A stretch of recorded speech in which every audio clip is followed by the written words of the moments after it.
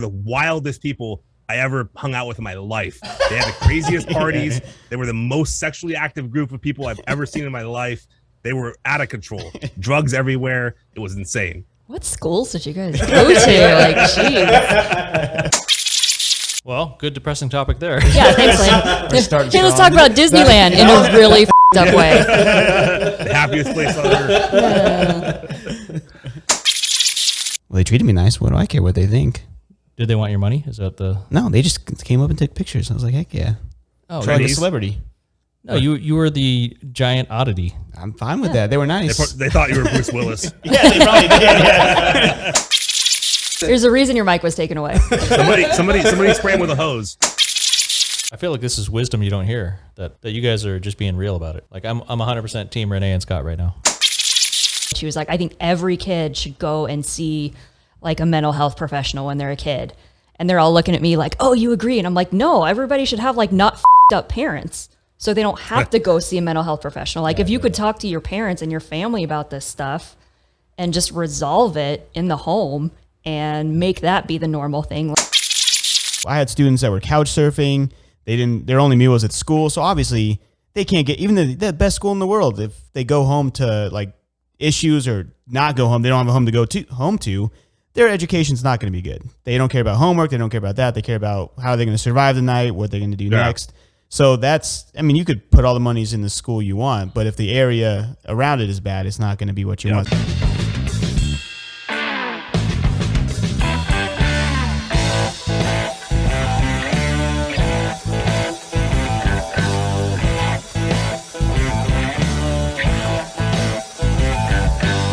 Hello, family and friends. Welcome to another Talks with Liem.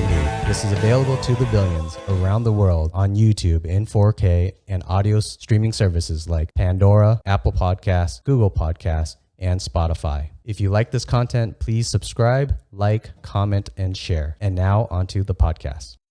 All right, what's your guys' thoughts on Disneyland tickets? I just hear they're expensive. I don't really care. There's just too many people there. Well, so if the price goes up, less people will go, right? No, they still go. Yeah. I mean, but at some price, like if they were $500 a pop, less people could go, right? In theory. Yeah. I don't know. Every time I've gone, there's just too many people. It's not enjoyable. But to Emmett's, or to both of you guys, I'm thinking it's just a balancing act. Oh, what's the word I'm looking for? Supply and demand. They probably know their accountants or their financial people. They're doing their math and they're like saying, well, the most it seems like someone will pay right now is $164. I think that's the current price or something. So 100 right around there. Yeah. So 164 a ticket is the most money that they can make because of how many people are willing to pay for it. Well, I think that's a good point because you all just said is how crowded it is. So obviously people are still willing to pay it, like annoyingly crowded to the point where I won't go because it's so crowded. Not just because of ticket price. That's another reason. But so I think they could raise it. And once they start seeing the attendance drop off, then they know. But I think that's a long way till that happens. Can you go at like Thanksgiving Day? Will that be? I heard that. I think Super Bowl. There's one holiday. Well, I don't know if it's a holiday, but they said one day is like the best, and it might be Super Bowl.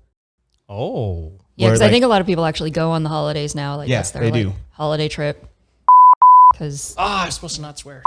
We're trying to not cuss within the first 10 minutes. It doesn't matter. It didn't work. I could bleep it out. now you have to run around the neighborhood naked.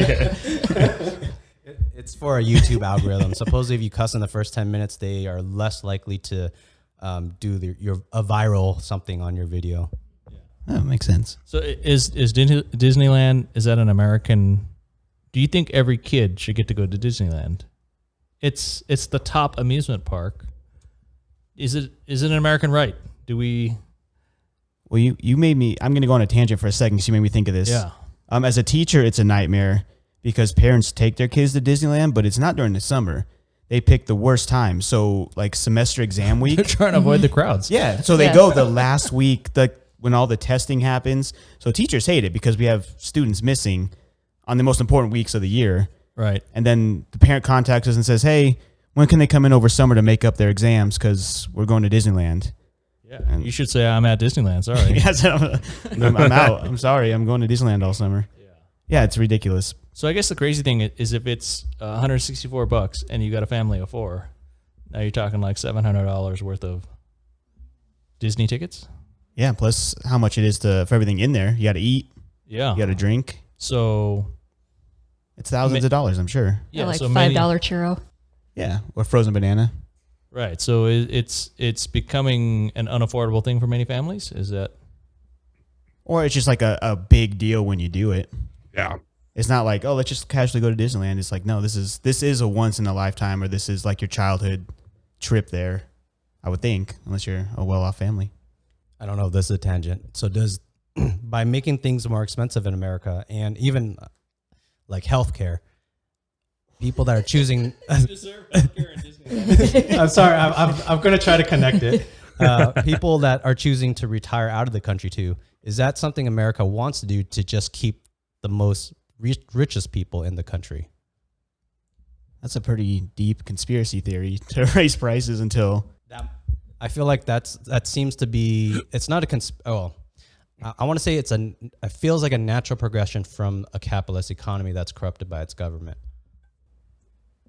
Yeah, it's not the rich people that are moving to Belize, right? It's the people that only have, $200,000 in their retirement, and they go, well, I can't retire here, but I can retire in Belize. Is that the equation? But those people that are moving to Belize, I mean, they don't have a whole lot. So we're America, not America is doing it consciously, but America is removing the middle class, the middle lower class. I don't think that if that's the theory that they're going for, they're not getting rid of like the people that are that are like taking, No, I don't think. We're just gonna go clear out the east side and move them all to Belize. I don't think it's a conscious movement. I think it's just an effect of capitalism and then a corruptible government. Yeah. Well, and I think that sector would be more like the upper middle, like the people that can actually afford to move someplace else, but maybe they want to go someplace where their dollar takes them further, but not like I'm going to take my food stamps to Belize. Yeah. People that don't have any dollars, they don't care how far their dollars go. Yeah. Whatever. They'll go into bankruptcy. They'll go into debt. Yeah. They just don't care. There's a point where you're so poor, you can't get any worse. It doesn't really matter. Mm. Yeah. Well, so if you stay in the States, you can always get Medicare and Social Security and Medicaid. SNAP. Yeah. Food assistance. Yeah, Medicaid is when I was learning like billing, I remembered it like Medicare is because we care about old people. Yeah. And Medicaid, don't care about the poor. So that's how I remembered the difference between the two. Kind of screwed up, but it works. That's how I remembered it. Well, good depressing topic there. Yeah, thanks, Lane. Hey, let's talk about Disneyland in a really fucked up way. The happiest place on earth. All right, let's jump to fucking meaning of life. Jesus. What is the meaning of life? A light topic to transition to. Things got a little too heavy. I'm thinking from a psychological standpoint, it's we humans, for the people that don't believe in religion, so either agnostic or atheist, therefore from a psychological, would it be philosophical standpoint, that we're just, our meaning of life is just happiness. That's it. That's kind of, so even if you're starving in North Korea, there's studies where their happiness is very similar to some people that are rich here that are stuck in a certain job or certain rut that they're in. I'm trying not to burp into the microphone. Sorry. I thought you were about to call me stupid. I was like waiting for the answer. No deep thoughts. Just a little fizzy bubbly. Go ahead and move to North Korea, Liem. Right? No, there's studies. So I from the things that I've seen, it seems like happiness, and that's very subjective. Yeah. I mean, to your point, there's a lot of like anecdotal stories about like people that have been through like horrendous things, like Holocaust survivors, and their perception of happiness is different than like somebody who's just like raised middle class in America, because they've had that extreme loss and they value the little things more than the other people. But like the point of life, I would say procreation. What? Like the point of your species living is to continue your species living. And From a biological standpoint. yeah, from a biological standpoint. But look at all like the dumb stuff that we do. Now I'm trying not to cuss. Look at all the dumb shit we do, to try and like have happiness and what we consider happiness. And a lot of times that is like, I'm going to fetch a desirable person and procreate and have desirable offspring. So is baby making heavy in your life plans? Oh, me? Yeah. It's like not in the plans. Oh, so you're At not all. you're not happy. Oh, I'm perfectly happy. You just said Very the whole happy. deal was to fetch somebody and make a baby. I said that's the point of life. I didn't say I'm living it. Oh, okay. My point of life is like, let's go have some fun. So you're choosing a different path. Mm-hmm. Okay. I am a kick-ass auntie. I'm gonna say Liem was kind of keying in on North Korea. I think, say, a North Korean would love a Nintendo 8-bit as long as they don't know PS5s exist. Oh, yeah, that's a good point. If you've never seen a better video game than frickin' the original Super Mario Brothers is a fantastic game to play. So as long as you don't know there's more out there, I don't know. I think that's the subjective nature of it. Like we all want to make happiness for ourselves, and that's making happiness within our like knowledge base. Like what do we know that makes us happy, and it's going out and trying to obtain that. So I don't know if it's the same with you. I mean, we join professions where we help people, right? So that is happiness. That's the point of life, in my perspective, is to go out, try to benefit those around you, make their lives better, and by doing that, making them happy, you make your own happiness as well. So But now you're making me very selfish. You give people the happiness of the gift of buying a house. So that is very happy. I wouldn't do it for free. Well, I wouldn't do my job for free either. You have to live. Definitely wouldn't do much. Well, I would like to add something to that. It's really quick. yeah, no, it doesn't have to be quick. Well, with the whole It happiness has to be thing good, too. though. Yeah. On a more macro level, as like a society and civilization, I think that humans overall thrive, even if they don't realize it, to be creative. And that doesn't necessarily have to be artistic creativity. I mean, even making a better tool is creative. Figuring out a better way to irrigate your land is creative. And, that's why I think humans have, we've been able to build so much, is because every generation, I mean, there are hiccups here and there, but for the most part, every generation, makes things better for the next generation, always.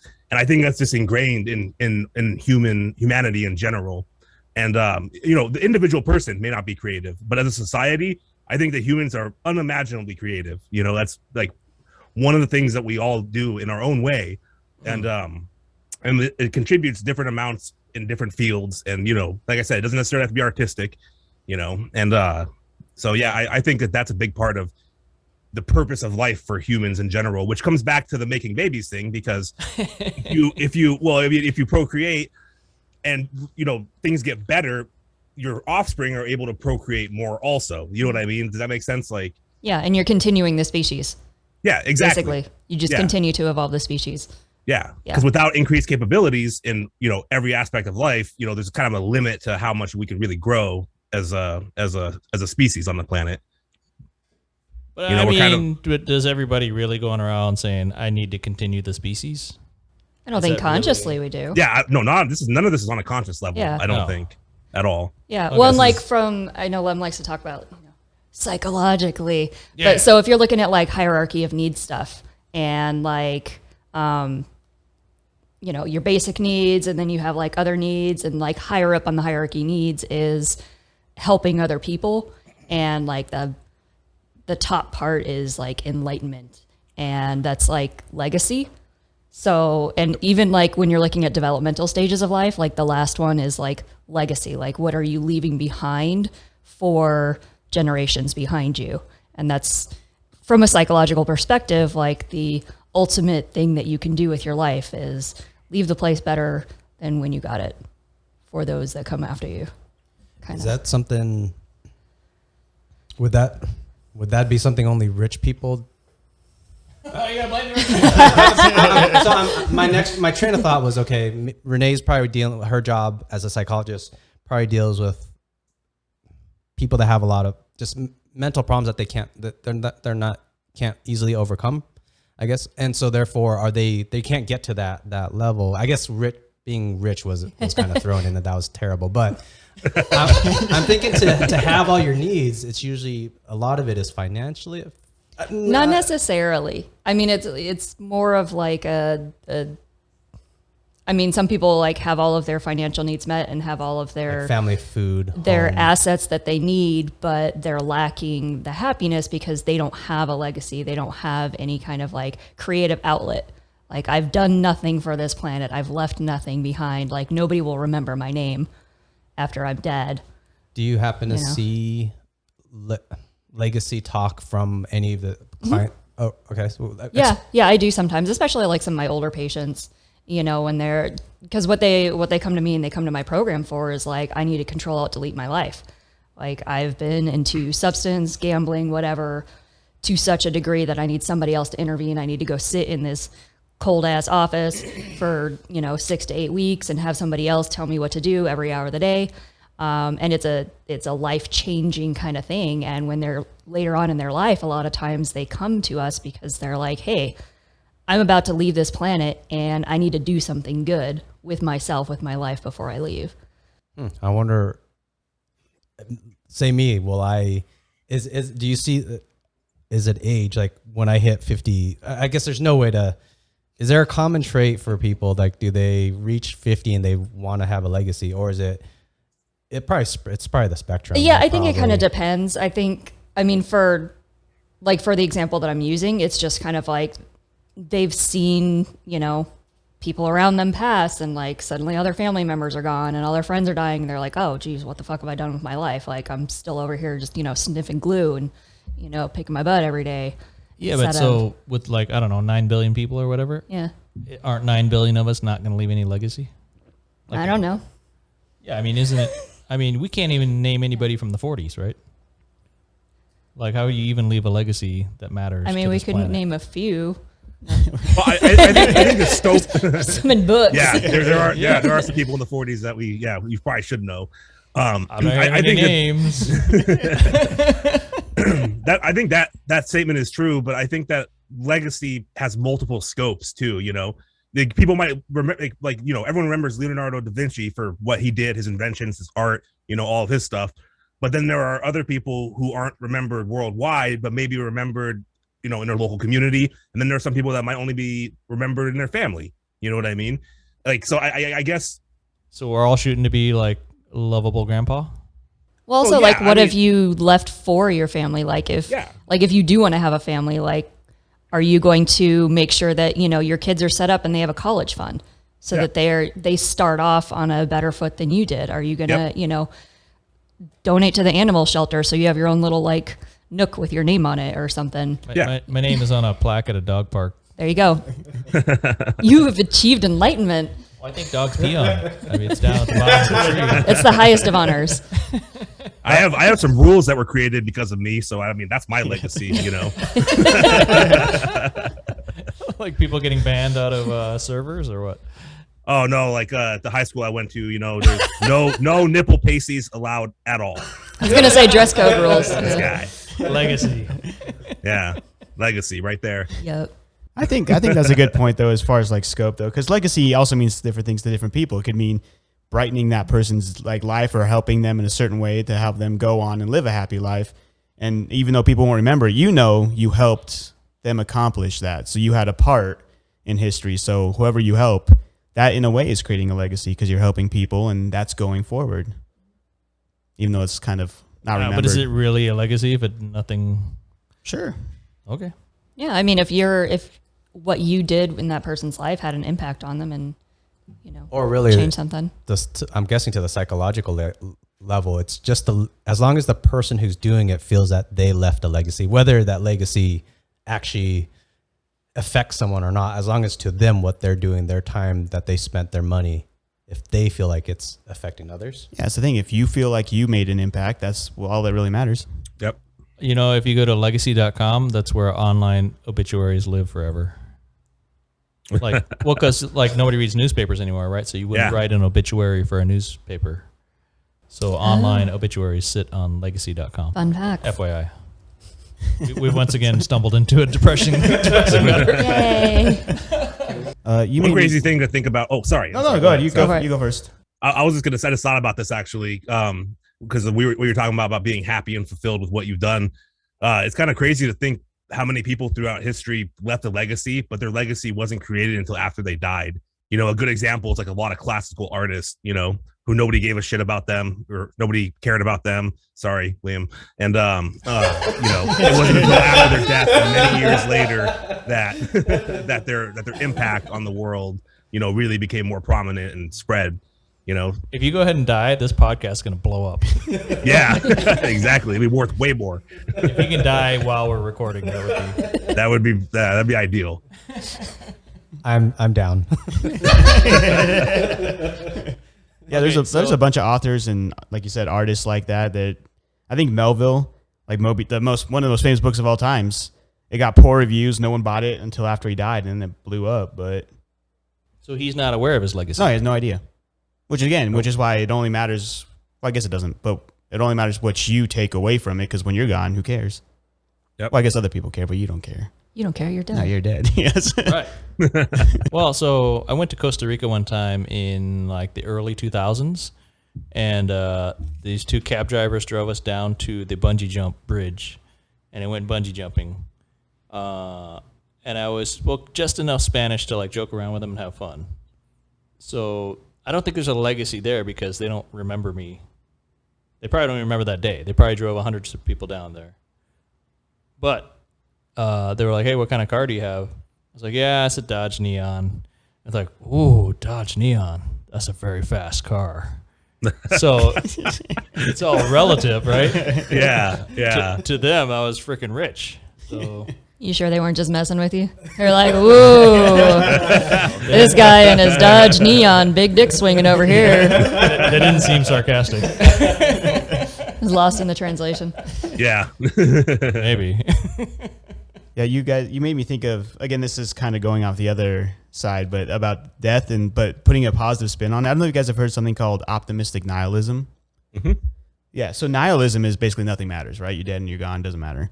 But you can spin that in an optimistic way, saying like, oh, like take those risks, go outside your comfort zone because in 100 years, who cares? No one's going to remember. Like if you embarrass yourself in front of everyone, Yeah. no one's going to remember that. I think I have the opposite of legacy. I think what you do here with your time on Earth matters. I don't think the legacy matters as much as what you're doing today. And again, but this is like a way to overcome fear and anxiety about doing that because some people have struggles. Yeah, Putting that's just themselves lying out to there. yourself. Well, so that's, I mean, I discovered that there's a like 30-minute YouTube video on it or something like that. But yeah, it's pretty interesting. Just one way of looking at it if you think nothing matters. Or is it strictly for those situations where people are so self-conscious where they don't do something? If you're terrified of like, oh, I'm going to embarrass myself, that doesn't matter. Is it? Nobody's going to remember you. Don't worry. Which is, again, you can spin that in a very dark way, but you have to make sure you focus on the optimistic part of it. Now, I like that. I mean, that's Right. kind of how like people are making a big deal out of things. I'm like, well, we're all gonna die anyway, It doesn't so matter, like, yeah. it doesn't matter. And now there's a name for it, and I'm very excited Yeah, about have a this. good It's time, like my life philosophy. Like, And yeah, most people Yeah. like follow that idea, but I don't think, maybe that's a new like way of describing it. But yeah, it's optimistic nihilism because a lot of people think like, oh, when you're dead, you're gone, doesn't matter. Like non-religious people, but then you can paint that in like a very happy, positive way. Like your time does matter. You have 100 years. Make sure you do everything you want to because in the end, you're gone, and like don't let fear stop you. yeah, well, I'm like, yeah, that makes sense. You ever want to experience this yourself? Force yourself to do improv. Yes. Terrifying. You'll develop that mindset very quick. Like, Yeah. whatever. I'll be dead soon. I don't care if I bomb. You know. Isn't this Yeah. what this is? Like, aren't we performing in front of an audience? It's a little bit different. Like, yeah. I don't know. I mean, yeah. No one's gonna yell at us if we suck. You suck. Yeah, you don't have to stare at fucking 80 people staring at you with a stone face after you delivered what you thought would be a banger joke, you know. And then he's like, oh shit, recover. But But then eventually you're like, whatever. for the people that read the comment sections that get affected by it, like if someone puts if someone makes fun of you, like, oh, why did you say that topic about optimistic apocalyptic nihilism. If someone writes in the comments, and if Scott was the type of person that went to the comments and he got hurt by it, this does then matter. It's that same idea. Yeah. But I don't think it's as extreme because it's not live and there's not 80 people that can stand up and. If you're enjoying this podcast, you can like it, subscribe, and leave a positive comment.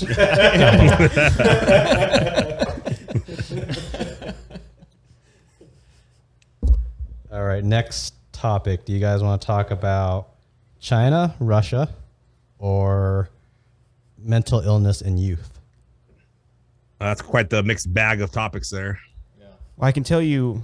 I mean, I don't know if we want to get into Scott's this. going to pick. Okay. For mental illness, He has spoken. I can just because my debate class, I had a very conservative student, and he just thought he was the best debater, and he was solid. He won competitions. He was solid, but he didn't. He wasn't always aware of like what he was saying.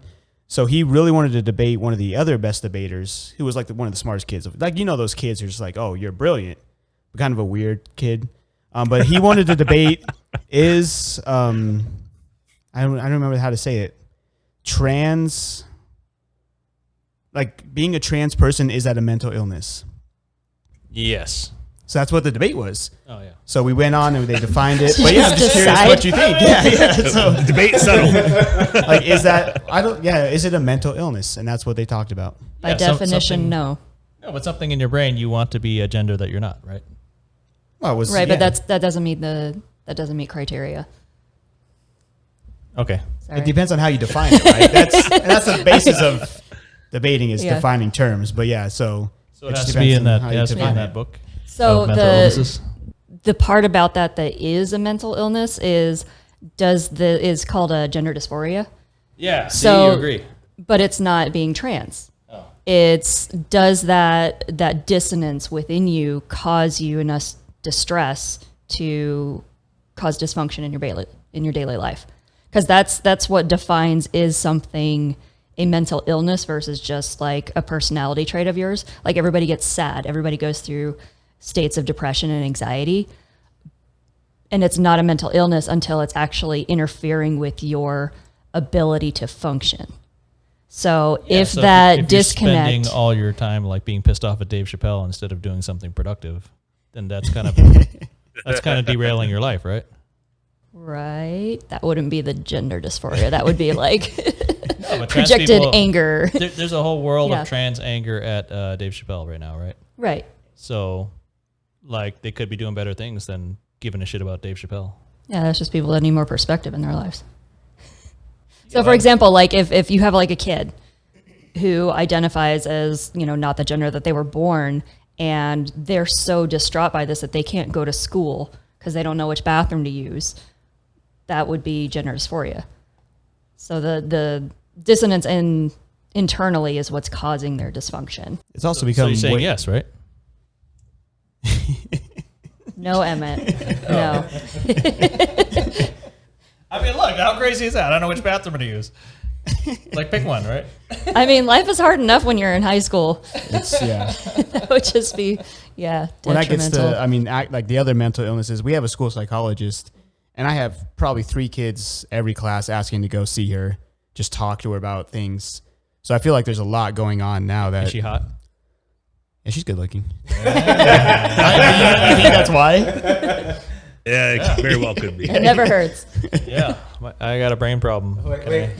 Finish your story before Emmett ruins it. No, I was actually interested. So you said There's a reason your mic was taken away. Somebody spray him with a hose. so you were just saying that there are you by chance? using your mic. Does it seem like more children are going there now than what you think would have been in the past? Is that what you're kind of? Well, I don't know. I don't know if it's because they get out of class or there's actual more issues or it's more accepted to talk about it or because of the pandemic. Like there's crazy issues right now. Are you able to guess by the kids that are? Do you know which kids are going, and do they seem like they have problems, or can you even generalize that? They seem anxious, but I mean, I don't know. Some of them Yeah. talk to me, but not in detail about what's going on. I think it's been a lot more normalized. And I think that it's overused as an excuse. Yeah. Yeah. No, you don't get the mic back. You don't. I'm just gonna shout loud. Yeah, That's what the problem makers do normally. right? You need to go talk to the hot shrink. That is not me. Like one of my patients was saying the other day, and she's younger, and she was saying something about like, you know, had I just been able to go see a professional when I was a kid, I wouldn't be having these issues now. And she was like, I think every kid should go and see like a mental health professional when they're a kid.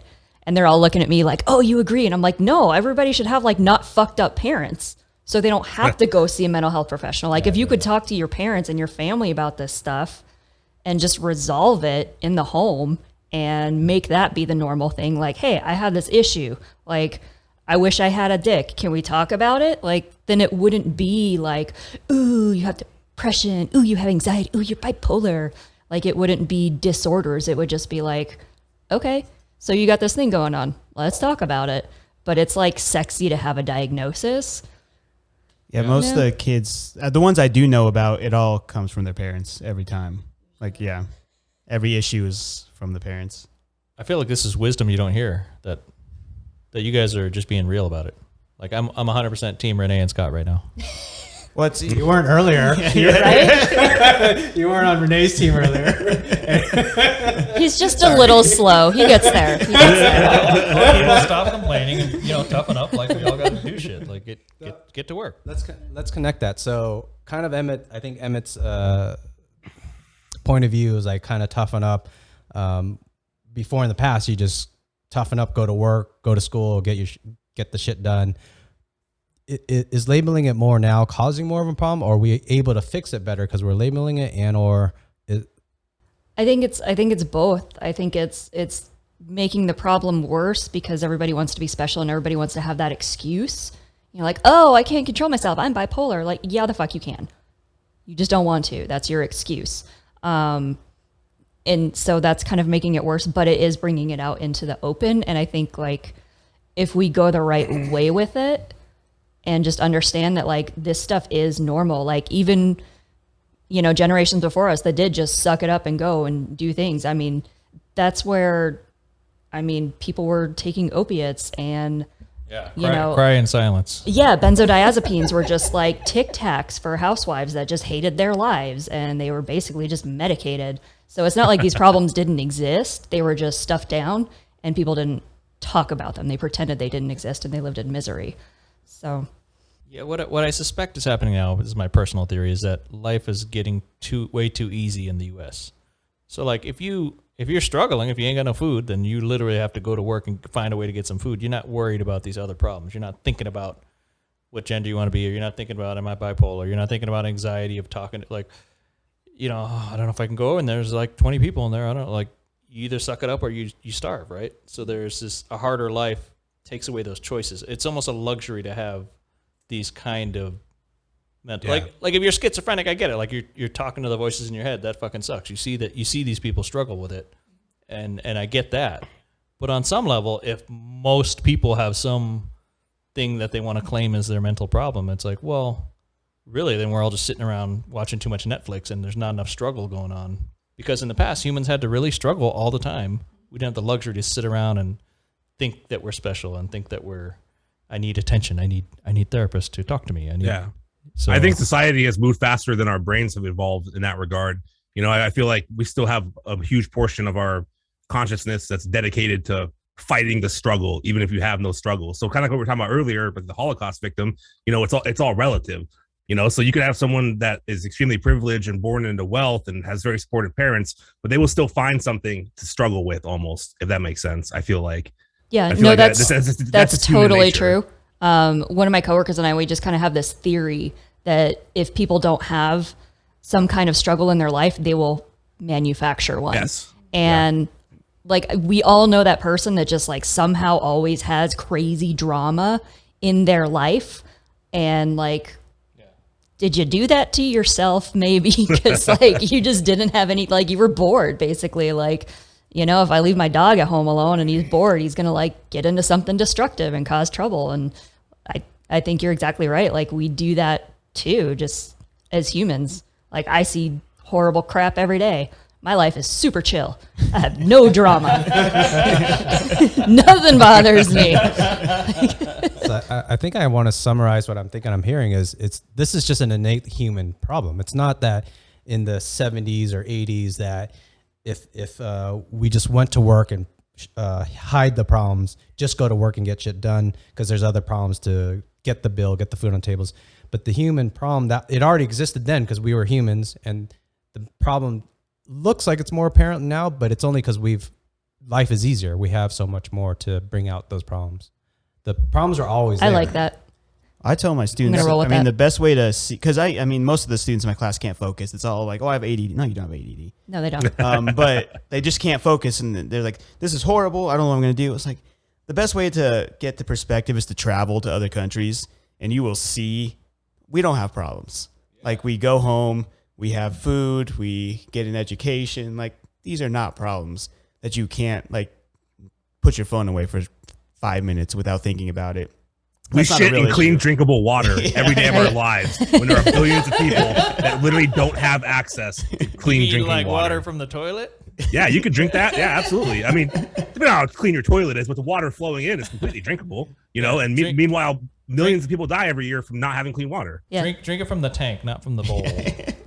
Oh, yeah. If you can. Life lessons with Emma. That's a life hack right there. When in a stranger's house, the tank, not the bowl. I feel like I made a lot of internet enemies. So hopefully the toilet bowl bring them back. Yeah, win them over. Yeah. Well, so I mean, like, but I grew up in the 80s, right? Nobody had anxiety in the 80s. So how do we have this new problem that everybody has now in the US? Well, they were all doing cocaine. That gives you anxiety, right? Well, you made me think of something else too, and there's this book called 'Sapiens. I've only read a little bit of it, but that little bit's paying off right now Fantastic because it talked book. about. Did you finish the other book too, the short history of everything? No. I'm working on Sapiens now, and then Yeah. yeah. I think he Homo. says, just like I think it's from that book.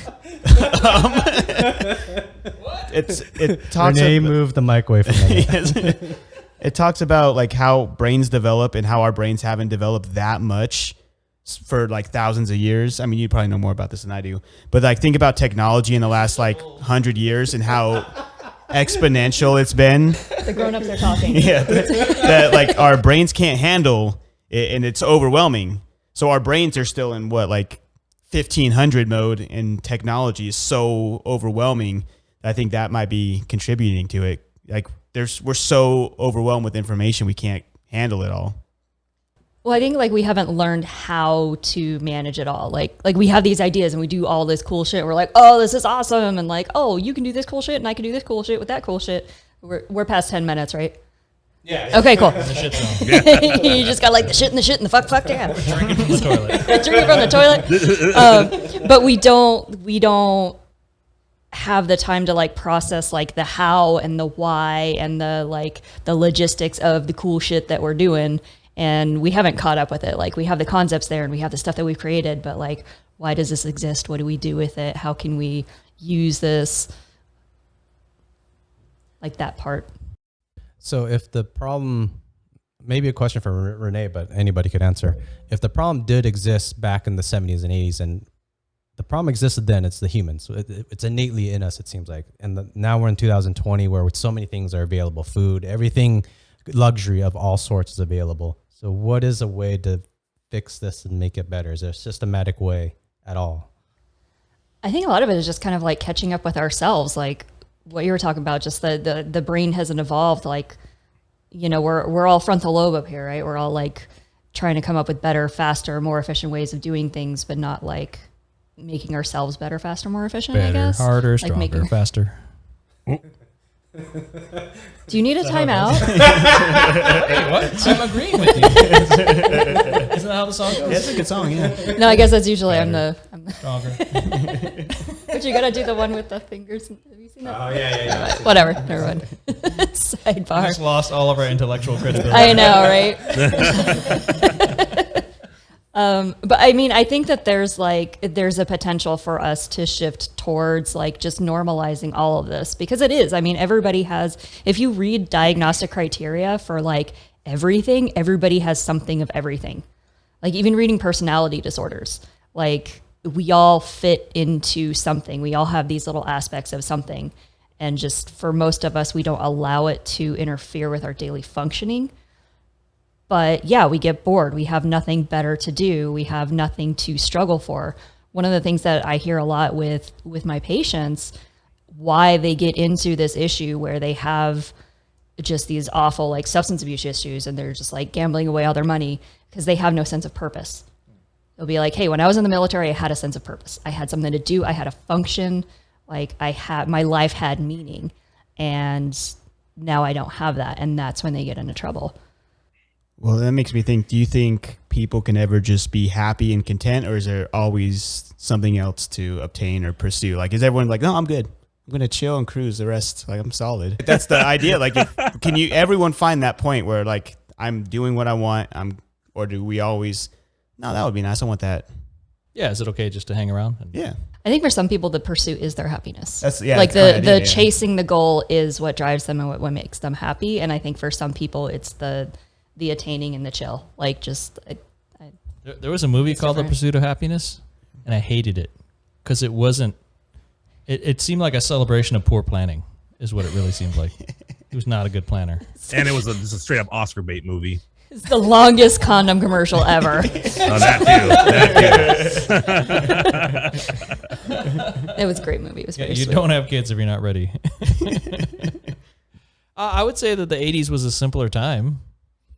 I mean, we had television and a newspaper and Well, that's actually a good point too, is that like for everything we're talking about when it comes to like especially like kids and all the struggles and stuff, there are things now that they have to deal with that no other generation has had to deal with, especially with the rise of social media. And like a specific example would be like, targeted cyberbullying, things like that. Like bullies have changed a lot in the last 30 or 40 years. That whole old school depiction of some guy in a Letterman jacket shoving you in a locker, that's not how it happens. It's more, well, from my experience and from my nieces and nephews that I talk to, it's definitely more psychological. I'm glad you're not bullying any high schoolers right now. Yeah.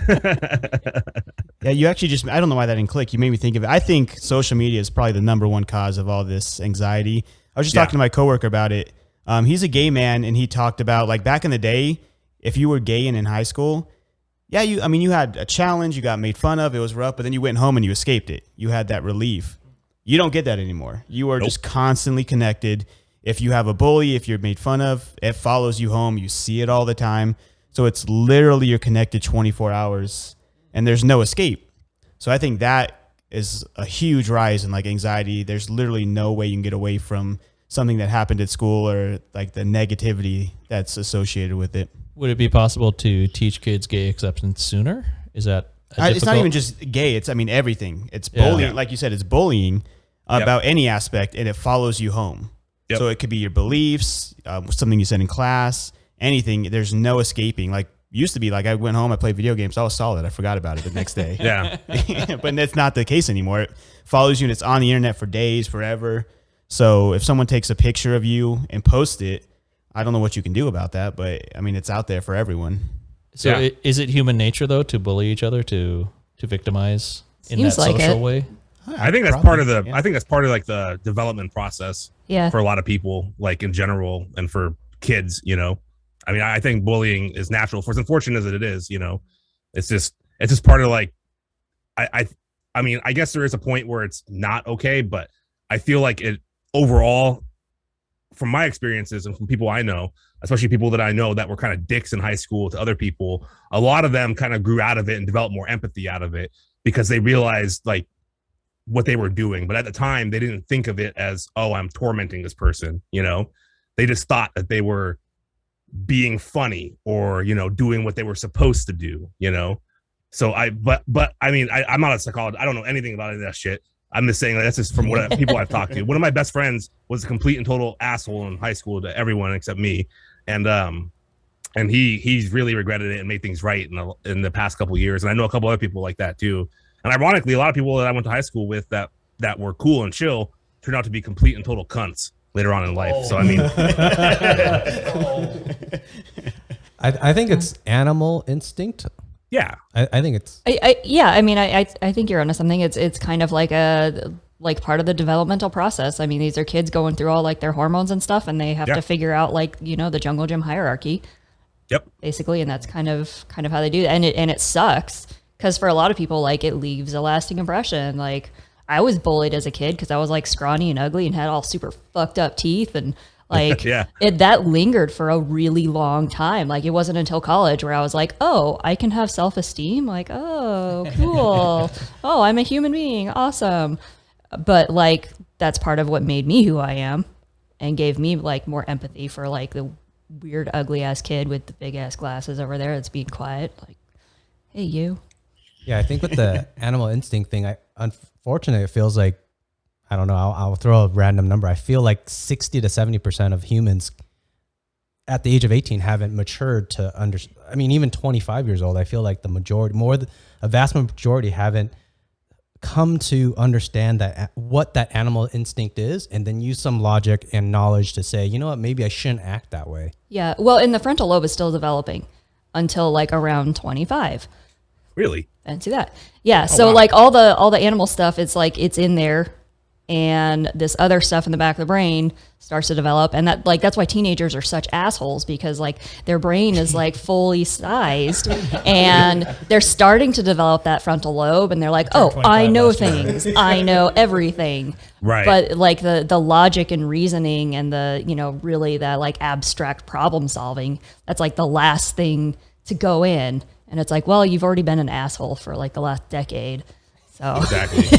Well, for our audio listeners, while Renee was saying that about being 25 years old and still maturing, I was pointing at myself because I was a huge dick and around age 21, 22. I mean, I felt like my empathy for people was a lot less.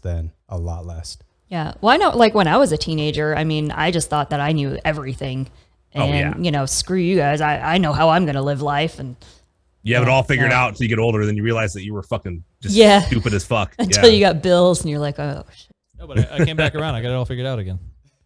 yeah, this time for real, though. Yeah, second time through high school, you're doing great. I won't think any differently of myself now. Yeah, but Renee, now you're attractive, so dudes are chasing you down all the time, right? I actually had like this amazing moment at one point. There was this family and their kids. Are after you? No, there was. So like we grew up with this like other family, and like they had two boys, and one was my age, one was my brother's age, and like of course I had biggest crush on the one that was my age, and we always had classes together, and like, you know, for the first like 13 years of my life, just like such a crush, and like he was, you know, hot and popular and athletic and always really nice to me, but I was not weird ass looking kid. And then like at least you could admit it. Oh, I was not a cute kid. Like seriously, I had like shark teeth. They were just, I was not cute. And I had glasses since like age 7, which did not get cute at all until I was in college. And glasses were not cool back then. No, they were not at all. And they made no cute glasses either. Like that was before Warby Parker. Yeah, it was just, man, you were just messed up. And like my brother moved out to LA for college, and I was visiting him at one point, and we met up with this dude and his new wife. And we're sitting with them at dinner, and he just keeps looking at me. He's like, wow, Renee, wow. And his wife, I went to middle school with his wife, and she used to bully me in middle school. Like she was the popular girl, and like now she's like fat. And he's just sitting there at the table like, man, I fucked up. And she's just mean mugging me. And it's like, that was my moment. I needed that. And he's probably still like happily married and shit and whatever, but hey. Loser. It was a really good hour of my life. Redemption. Awesome. The moral of the story is our monkey brains have completely fucked us from buying overpriced Disneyland tickets. Yes. And not being able to adapt to technology. But we're all going to die anyway, so it doesn't matter. It doesn't matter. I want to know if Scott was popular in high school. Oh, no, I was in band. Ooh, what'd you play? Automatic Saxophone. no? Yeah. Okay. No, I mean, I was popular with the band kids. Yeah. No, but we had It's not like you were a flautist. No. I played some sweet sax. Like we had our own area, and like it was terrifying going outside of our area. So it was like into the unknown. Yeah, no, it was. I mean, I loved it. I wouldn't change it, but well, I mean, I probably would. Like if I played baseball or something, who knows what I'd be, but I would probably change it. But no, I learned a lot of cool things. But no, I wasn't a cool kid. I was awkward. I think we talked about this before. I was super shy. Like I couldn't talk. I like got all clammy. I couldn't talk to any girls. It was just terrifying to me. And yeah, I took all the like AP classes and all that. So yeah, no, I was not popular. No. See, I feel like that's changed actually a lot too.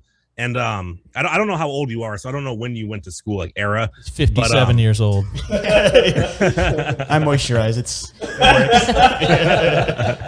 But I feel like that's actually changed a lot too. Like from like even whenever I exited high school and like from what I've learned from my nieces and nephews, like it's actually like the opposite. Like the more you do and like the more like even intellectual shit, like that's still like cool now. You know what I mean? Where it wasn't before. Like a lot of the more popular people seem to be more well diversified and do a lot of different shit. You know, like if you're at the top of the game at whatever it is you do, you know, you have way more, you know, rep, you know, you're way more popular and relatable to a lot of people. Like they just don't seem to really care. A lot of those barriers seem to have been broken down. The football players are still kings of most high schools, but you know, the other stuff aren't stigmatized as much. Like you could have a sweet Pokemon collection.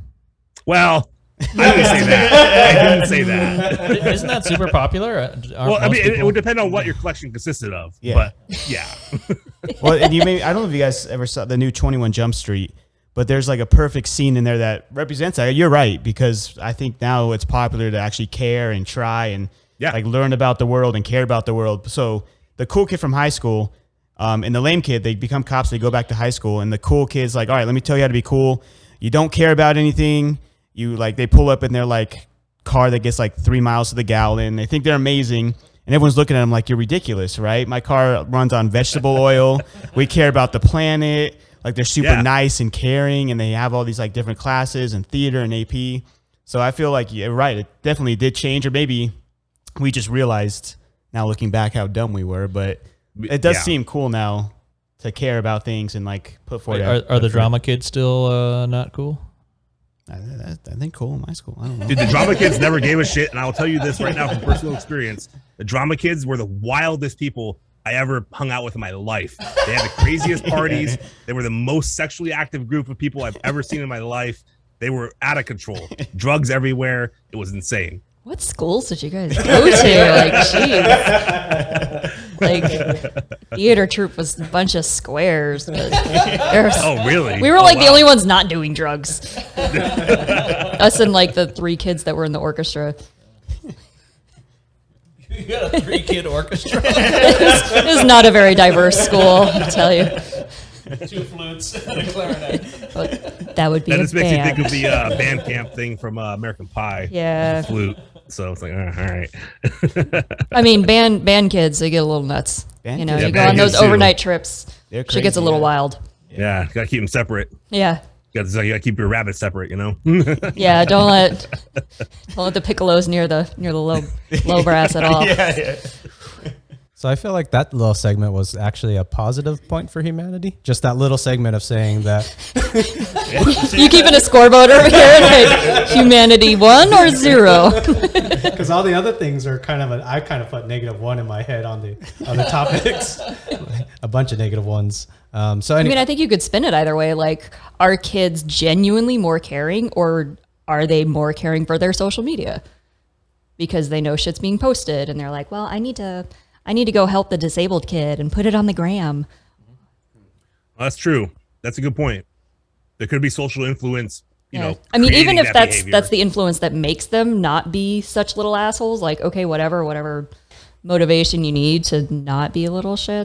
Well, Right. you see those like Instagram stories where they go and they give people cars, or they help like out a homeless person. It's like, yeah, it's cool and all, but you're doing it to post it on social media and get likes. But it's still doing the activity. Yeah, you're it's still like, doing you're the still thing. doing it. So Yeah, I suffer from that conflict also. Like, it's like whenever I see people do that, it's like you're only doing this because you want likes and, you know, clout. Mm-hmm. But at the same time, a good thing has resulted of that. So it's like, That's why I don't help anybody. just eliminate it. It's more authentic that way. Yeah, helping people is for the weak. Yeah. I get paid to help people.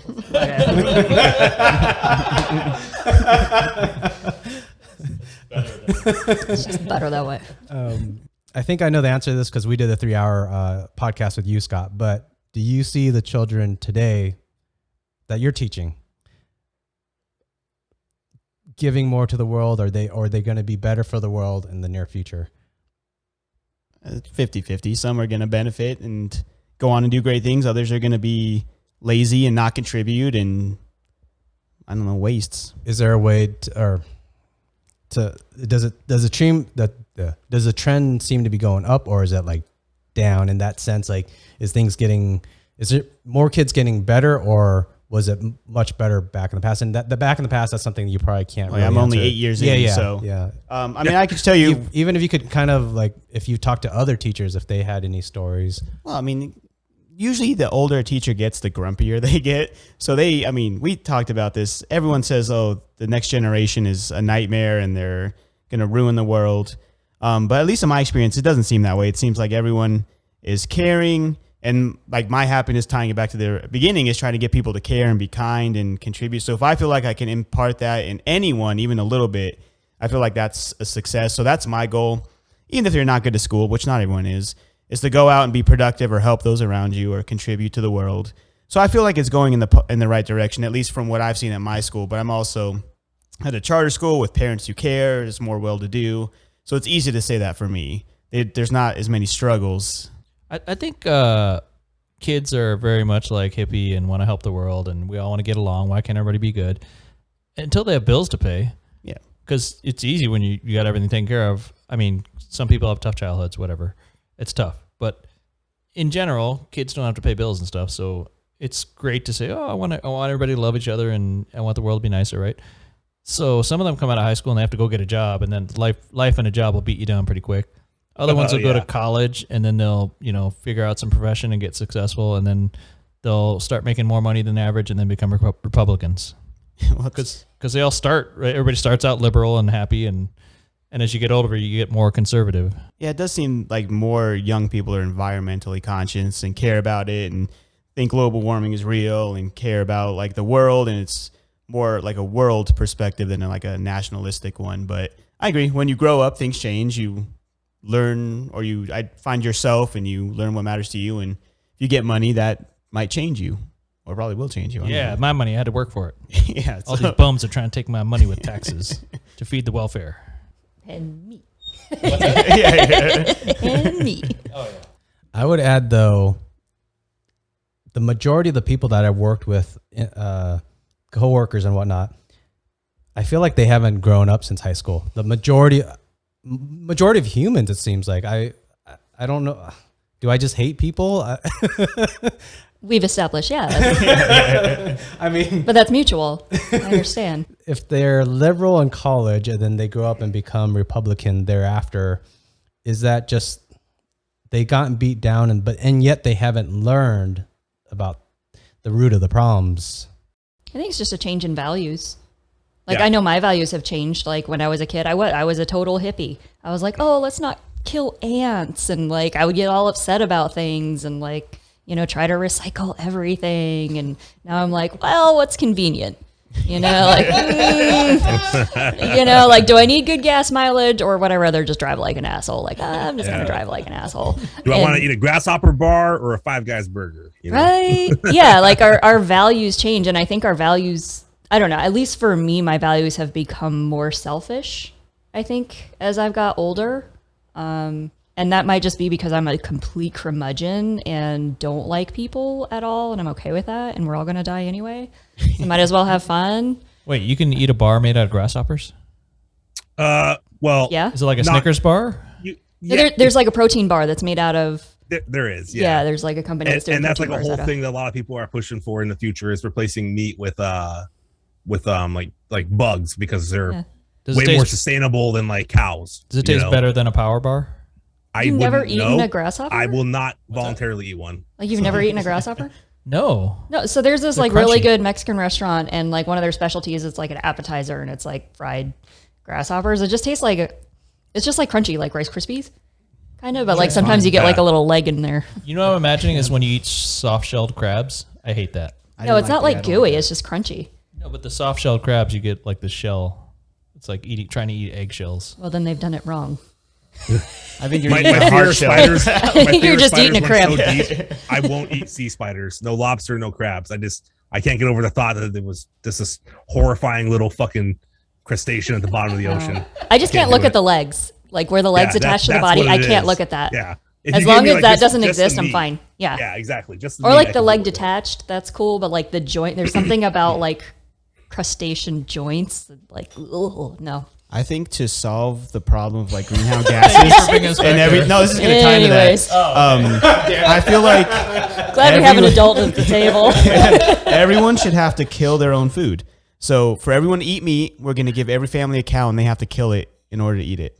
And I feel like we will stop eating meat for them. I don't know. I had a discussion with my dog. I was like, the shit hits the fan. Like, Well, yeah. I mean, sorry, you're starving. pal. Yeah. like you're going before the cat. Do I get a special tool to kill the cow with, or do I have to like use an axe? No, just your or- bare hands. Just You gotta punch the slit his shit out of throat. it. Yeah. So you're Yeah, you gotta beat the cow to death. Good luck.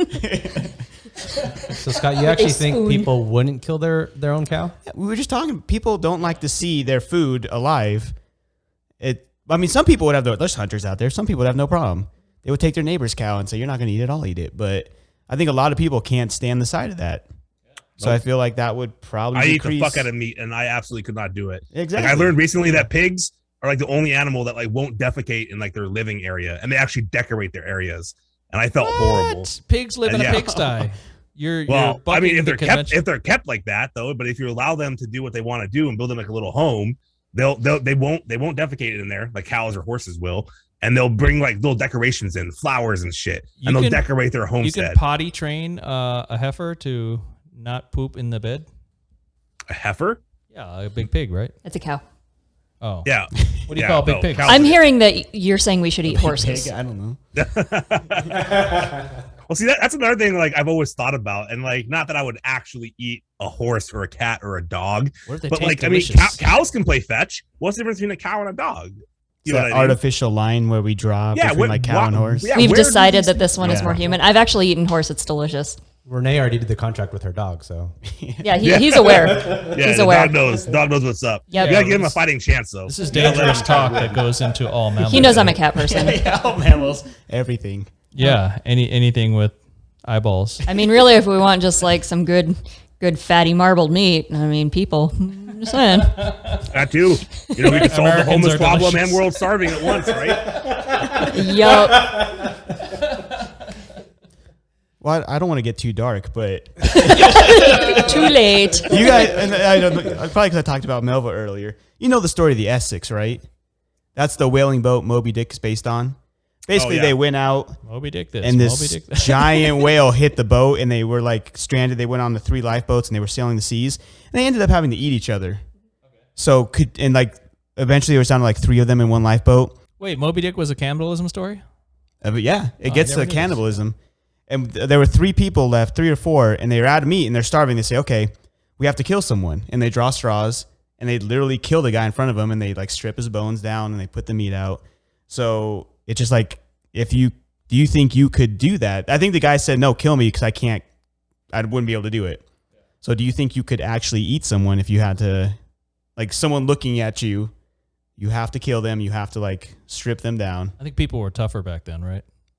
Probably. Well, yeah. Yeah. They lived on farms. Well, Like, but if you also live on a there's farm- the soccer team that crashed in the Andes, and Oh, that's a horrifying story. yeah, they made a movie out of it, and Yeah, good lord, dude. It's like one of the worst things that could possibly happen. Like Yeah. it is insane. Like those people literally would have been better off just dying in the crash. yep. Like, 'cause, I mean, even if you survive, the horrifying things you had to see and do to survive is just Yeah. But That's gonna that's fuck with you survival for the rest of your instinct, life. though. Like Yeah. at some point that kicks in. yeah.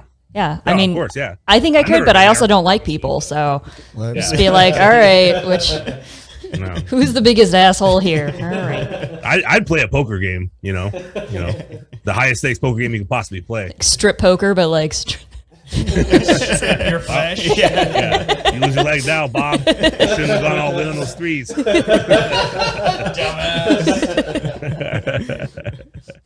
all right. China, Russia. All right. Yeah. Is China and Russia bad? Whoever wants to start on that. who wrote these questions? Oh, I just have an anti-China Russia thing. China's So bad. this was cool in the 80s to be anti-China and Russia because it was really easy. It was communism, right? But I would say current day China and Russia are bad because if you roll back the history books, right, everything since World War II, All right, well, let's go Russia. Is Russia ever on the good guy side? Or are they always backing the evil dictator? Like anything in the world that Russia's involved in, is there ever a good thing? Or is it, like, what are they doing in the world? Like every time you hear something about Russia, or is it that exporting oil? That's it. That's good. That's good. No, I didn't say that's good. I said that's what they do. Yeah. But in that's their the whole country in a nutshell. In the geopolitics, in all their posturing, I think Russia sees itself only in light of anti-America, especially Putin. I think that's kind of like how we see Russia too, and like how much of that has been painted for us. Yeah. Like is Russia and America actually like very close knit together, and that's kind of like our fun little game we play with each other. It's like, ooh, you're the bad guy. No, you're the bad guy. No, but it's no contest. Like they're nowhere close to us. Like, well, in our mind, of course not. You talk to Russians and they're like, well, you guys, blew up that. No, but look at this. What does Russia manufacture that other people want? Do they make cars or electronics or no? They make oil. That's chess masters. Does the world want anything Russia has? Dude, there are countries you've never heard of in Africa that have more exports than Russia. It is actually crazy how Russia survives because, like, I actually looked into this recently, and Russia really, yeah, you're right. They really don't seem to manufacture anything or do anything. There's some local stuff here and there, but they're not they don't export anything to anyone else. Weapons. When's the last time you've seen a Russian product that wasn't food? I can't even tell you Russian food, right? What, caviar? Well, where I live, in Vancouver, Washington, it's actually full of Russians. So there's like Russian stores everywhere. They make delicious food. They have all sorts of good shit. Also, a lot of deli meats that look suspect, like they might be a human. Like they might have been someone that spoke out against Putin or something. You're like, what is that deli meat?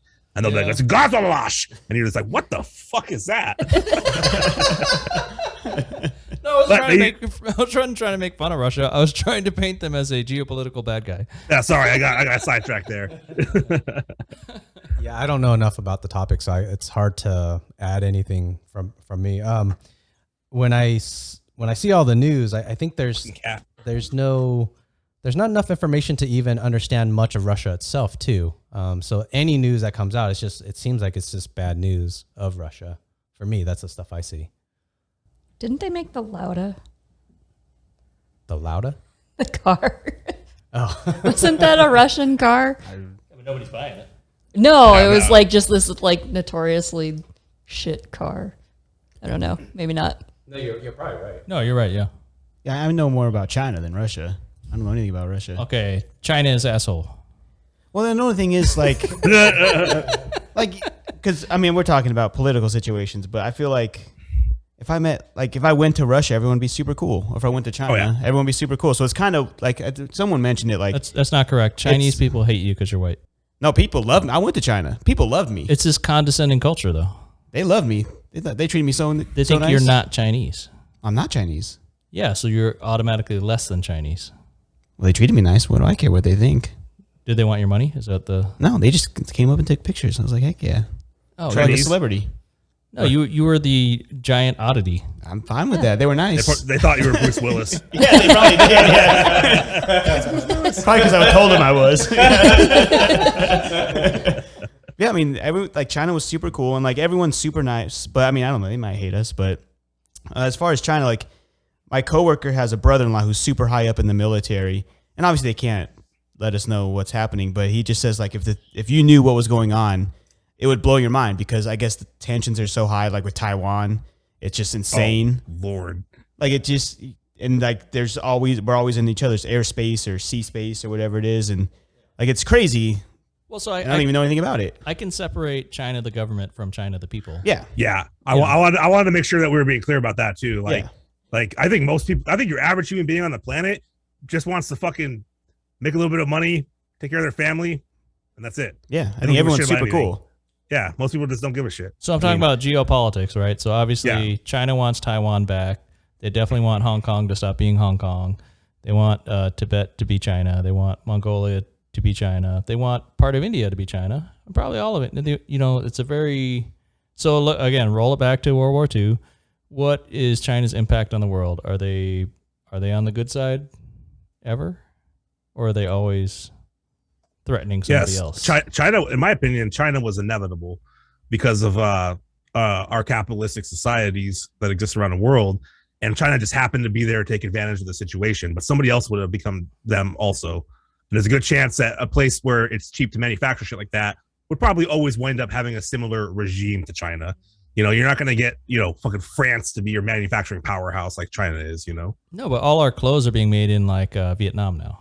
Well, yeah, and that's because China itself is their middle class is rising. Yeah. They can't have those slave. They're like us 100 years ago, where people were starting to move out of the factories and get real jobs, and more jobs are becoming available that weren't just make $1 a day kind of jobs. Yeah, so Vietnam. Their workforce is diminishing of people that do that shit. Yeah, Vietnam has like 90 million people, but it's not an asshole, angry government. It's not an aggressive, evil government that's out trying to do shit in the world. No, Yeah. that is a good point, and there is something unique about China in their brazenness to confront everyone, and they don't stand down at all. To some extent, I mean, we see Vietnam isn't too far from, not physically, not too far from China, but the government system, it's a capitalist, communist system. So it's not too far from what China, it can turn into China pretty quickly with the way it's set up. They just collect the paycheck and that's it. Yeah. They don't ripple any waves. And to some, I think I agree with you, Joe, where it's just this capitalist global economy that has a capitalist system in there. I think it just takes, there's going to be one actor that wants to fulfill those shoes of being a bad actor. That's just this capitalist system. That's just my thoughts on it. Because they say China has something to win by being that bad actor. So eventually, if China steps out and becomes more modern, someone else is going to fill those shoes eventually. Well, don't we kind of rely on that somehow to fuel our capitalist society? And that's why I like talk we shit need the about it cheap all the time. manufacturing. We want that. That's we want the exactly cheap it, yeah. shit. We need that. And like it's kind of like the balance and the duality for us to have what we want. I don't call it a balance because I don't think it's sustainable, but only time will tell. Yeah.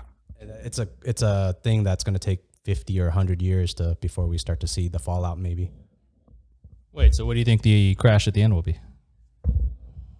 You're going to probably have you're going to have a country that's so poor that has enough people that's going to go to war with America. Then you're going to see some atrocities done by America. That's just possibilities because America has been, most prosperous countries, it seems like, are on the backs of others, whether through their own citizens or through outsourcing cheaper products from other countries. That still is causing a imbalance because there's all these people that are unhappy, working a lot, that hate their government, and their government's willing to push their people. So it's something's going to break eventually. I don't think it doesn't feel sustainable. So the success of America is not because we make cheap T-shirts in Vietnam. It's because we produce so much fucking wheat that we have all this food and that we have so many factories, right? We have the businesses in place. We have the technology. We have the universities to churn out engineers and scientists and mathematicians. So to me, there's a logical train from your industrialization. When you can start making factories, that's step one for a nation to produce wealth out of nothing, right? So once you can start manufacturing something that you can sell somewhere else, that everybody wants. Once you can make out of thin air something that everybody wants, then you're making value, right? So if you make that money, to be able to turn something into a product. yeah. But then step two is, can you start to educate your population towards science, technology, math? Can you pump out engineers that can make computers and information technology, right? So look at all the countries in the world. Who can manufacture an automobile? That's a pretty good bar, right? Can your country make an automobile on its own?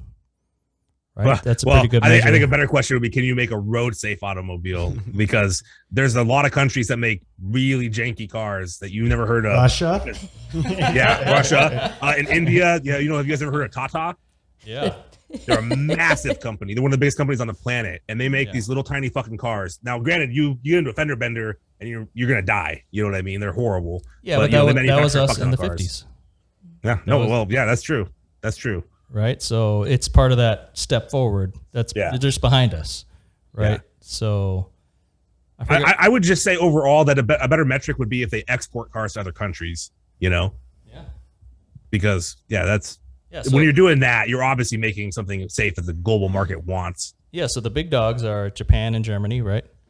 Because they got destroyed by the U.S. in World War II, and the Marshall Plan rebuilt their factories. Yep. Right, and we implemented their infrastructure way better than it was before. Yeah, so those countries were smart enough then to educate their populations. They have a strong education bias, and so that to me, there's a very simple path to advancement for a nation. Yeah, and you can't choose where you are now. You can choose to jump on that path. So I forget how I was making a case against China there, but Producing wheat and producing products. What's America producing besides wheat? Is wheat a global thing that they're exporting? no, just that we have an excess of food, right? And then we've outsourced the manufacturing because we got so good at manufacturing that we outsourced it because it's cheaper to do elsewhere, not because we can't do it here. We can do it so well that other people can do it cheaper, right? So our labor has gotten too expensive because we're the richest nation in all of human history, right? And people are complaining, I don't have enough money to buy an 80-inch television.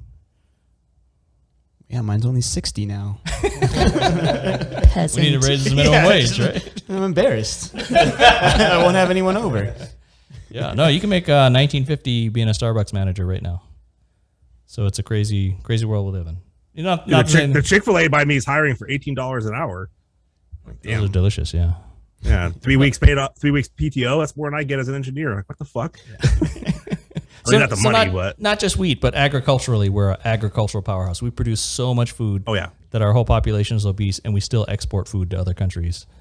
And so we export technology, we export expertise, we export education. Oh, I think one of our biggest, I wouldn't call it an export because that wouldn't make sense in this context, but I think, and I think this goes back at least 100 years, is intellectual property too. Like America, for whatever reason, the storm was just right to foster a whole period of massive innovation. You know, I mean, some of the biggest, obviously all technology is iterative, right? It's all built off of stuff that already exists in some form. And then, people put it together in novel ways to do novel things. But I mean, even things like, the television, which is based off of other technology, that was invented here. You know what I mean? The first commercially viable ones, especially, and so on and so forth. I mean, we're the first ones to really adopt a massive fucking electrical grid, on a scale that we did, which is a lot harder too than somewhere like Germany, which is like the size of a single state. You know what I mean? Even our interstate system, is incredible. And that's, I mean, just in general, and, computers, a transistor was invented here, we were the first ones to do integrated circuits, like all the new technology, that's where America really thrives. I mean, how many chip companies exist that can run a computer that aren't based out of America? I mean, NVIDIA's an American company, Intel's an American company, they manufacture shit other places, sure. But, the intellectual property is what, and I think that overall America is just going to get more and more intellectual property based. Like look at the biggest companies on the planet. They don't produce physical products. I mean, here and there, but it's just like a offshoot. Hey, what's the best, China? Oh, sorry, go ahead. What's the best video game from China? Best video game? What's the best video game from any other country? Well, that's a difficult question because a Chinese company called Tencent owns a lot of games. Like they own like a huge chunk of Epic. So does that count? Is that a Chinese company? I mean, how do you? Is it or do they just buy shares? They just bought the company. Yeah. So they own it. That's what I'm saying. Are you saying developed in China? Yeah. China's not making awesome video games. No, they're not. No, they're not. TikTok. Yeah, they make TikTok. Yeah, and just like America's going through, or was in the 90s, they're going through that with the tech world in China. The tech scene in China is nuts. There are entrepreneurs everywhere coming up with all sorts of crazy ideas, and some of them stick, like TikTok. Alibaba is one of the biggest fucking companies on the planet. Those are all Chinese companies. What's the best Chinese movie you ever saw? Oh, Wandering Earth. That's a good movie. It's about Wandering Earth. It's one of the highest grossing films of all time, and all from China. It's a movie about the Earth. The Earth is going into the sun, and they have to stop it. It's like a Chinese Armageddon with a lot of Chinese patriotism. I got. And then Wolf Warrior 2 is fun too. So there are Chinese movies worth watching. I didn't say they were worth watching. I said that I watched them. They're fun to watch because you're like, why is this the highest grossing movie of all time? Oh, like because, they're so bad they're good? A lot of them, yes. Oh, okay. Yes. Well, so sometimes they're actually good though. Sometimes they're actually surprisingly decent. You're like, oh, okay, this is, I can see Michael Bay making something worse than this. You're thinking of Korea. Korea's turning out some good movies. Korea got a legit movie industry now. Yeah, and that's an interesting thing about Korea too, dude. South Korea, they watch China like a hawk. that's one. I think that's one reason why like the whole North Korea situation is a little bit shaky for them. Is like because do you want China coming down and getting closer to you? You know, nobody wants that. You know, because China would eventually be like South Korea is ours. We've been there forever. You know, that's what they'll do. Every country in Asia doesn't want China to take over. Oh, right, because it's so easy to see what happened in Hong Kong, right? Yeah, and see, this is another interesting thing too. Is you brought up a good point with Hong Kong right there. Is that China talking about it as one unified thing is kind of difficult because, like, you know, Beijing is much different than Shenzhen, and that's much different than, you know, Hong Kong. You know what I mean? Like, there's a lot of different geopolitical situations. No, but happening. Beijing is such a strong authoritarian, centralized government. Yeah. Oh my God. Yeah. Dude, they're so strong. They mandated one time zone for the whole country. Yeah. So it could be noon in the western part of China, and the sun's fucking 45 degrees setting already, you know? Or wait, would it? Whatever. I'd almost trade that for daylight savings. If we could get rid of daylight savings, the whole country's at the same time. Yeah. And I don't know if you guys are aware of this. I love reading about China, so I just happen to know a lot about it. But one thing that's kind of concerning is their growing influence in Africa. They are spending hundreds of billions of dollars a year building dams and all these massive infrastructure projects. But what they're really paying for, they don't care about a dam or a road. They're buying influence in the UN. And not only that, they're buying the ability to access labor for cheap.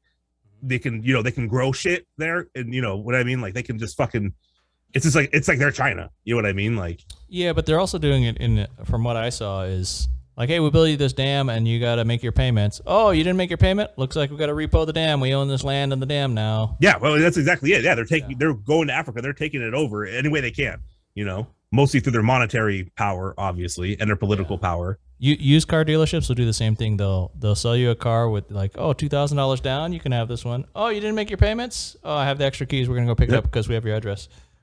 I knew a used car dealer. He said he sold the same Mustang 5 times. Because when you miss your payment, we're just gonna go repo it. I know for a lot of like the really ghetto car places that do like the really predatory loans, they'll give somebody, you know, without even an ID a fucking loan. Those places will have like GPS trackers like installed into the car, and they're literally like, you'll park at 7-Eleven going for a slushie, come out and they'll be towing your car. You know, oh, well. Yeah, out here in Vegas, you'll see them at night. You'll see unmarked tow trucks. They're just running around. Like if you see an unmarked tow truck at night, that's the repo truck running around. My old roommate had her car repoed. It's horrible. Yeah, my old roommate. Yeah. But she was just like irresponsible. Getting repoed is I've never had it happen, but I've seen people react to it, and a lot of people do not react well. You know, I think it's a pride thing for a lot of people because, you know, all your neighbors seeing your car get repoed, and, you know, I'm sure that's embarrassing. Yeah. Yeah, but some people will just go crazy. Like a lot of repo people will have guns in their cab. Yeah. You know. Well, like everybody knows what's happening. They're like, "Ooh, you're a scrub. You didn't pay your bills." Yeah. No. So Americans put a lot of effort into this social front. Like we walk out our door and we're trying to show the world this normal image, right? Isn't that a strange way to behave? To spend all our lives putting on an image. Isn't it just called face? Isn't that what that idea, like saving face? Yeah. Like what you present to people. That's all that matters. I mean, but isn't what really matters what the real situation is? Like, isn't it better to just be okay than to pretend you're awesome? Yeah, I mean, I would think so. But what do I know? Well, that's not how we're wired. Yeah, that's not how we're wired. So if I could just bring up one thing really quick, because a lot of people don't know about this, and I feel China like is asshole. Well, yes, and we'll listen to this though. This might be one of the things that like starts World War III here. So here tonight, you guys, I'm sure, have heard of a little river called the Nile, right? It travels through several African countries, right? And I think it starts around Ethiopia. Well, there's a huge problem. China has backed Ethiopia and built a massive dam to generate electricity for Ethiopia. This is bad because Egypt is far upstream. You know what I mean? Or wait, downstream, whatever.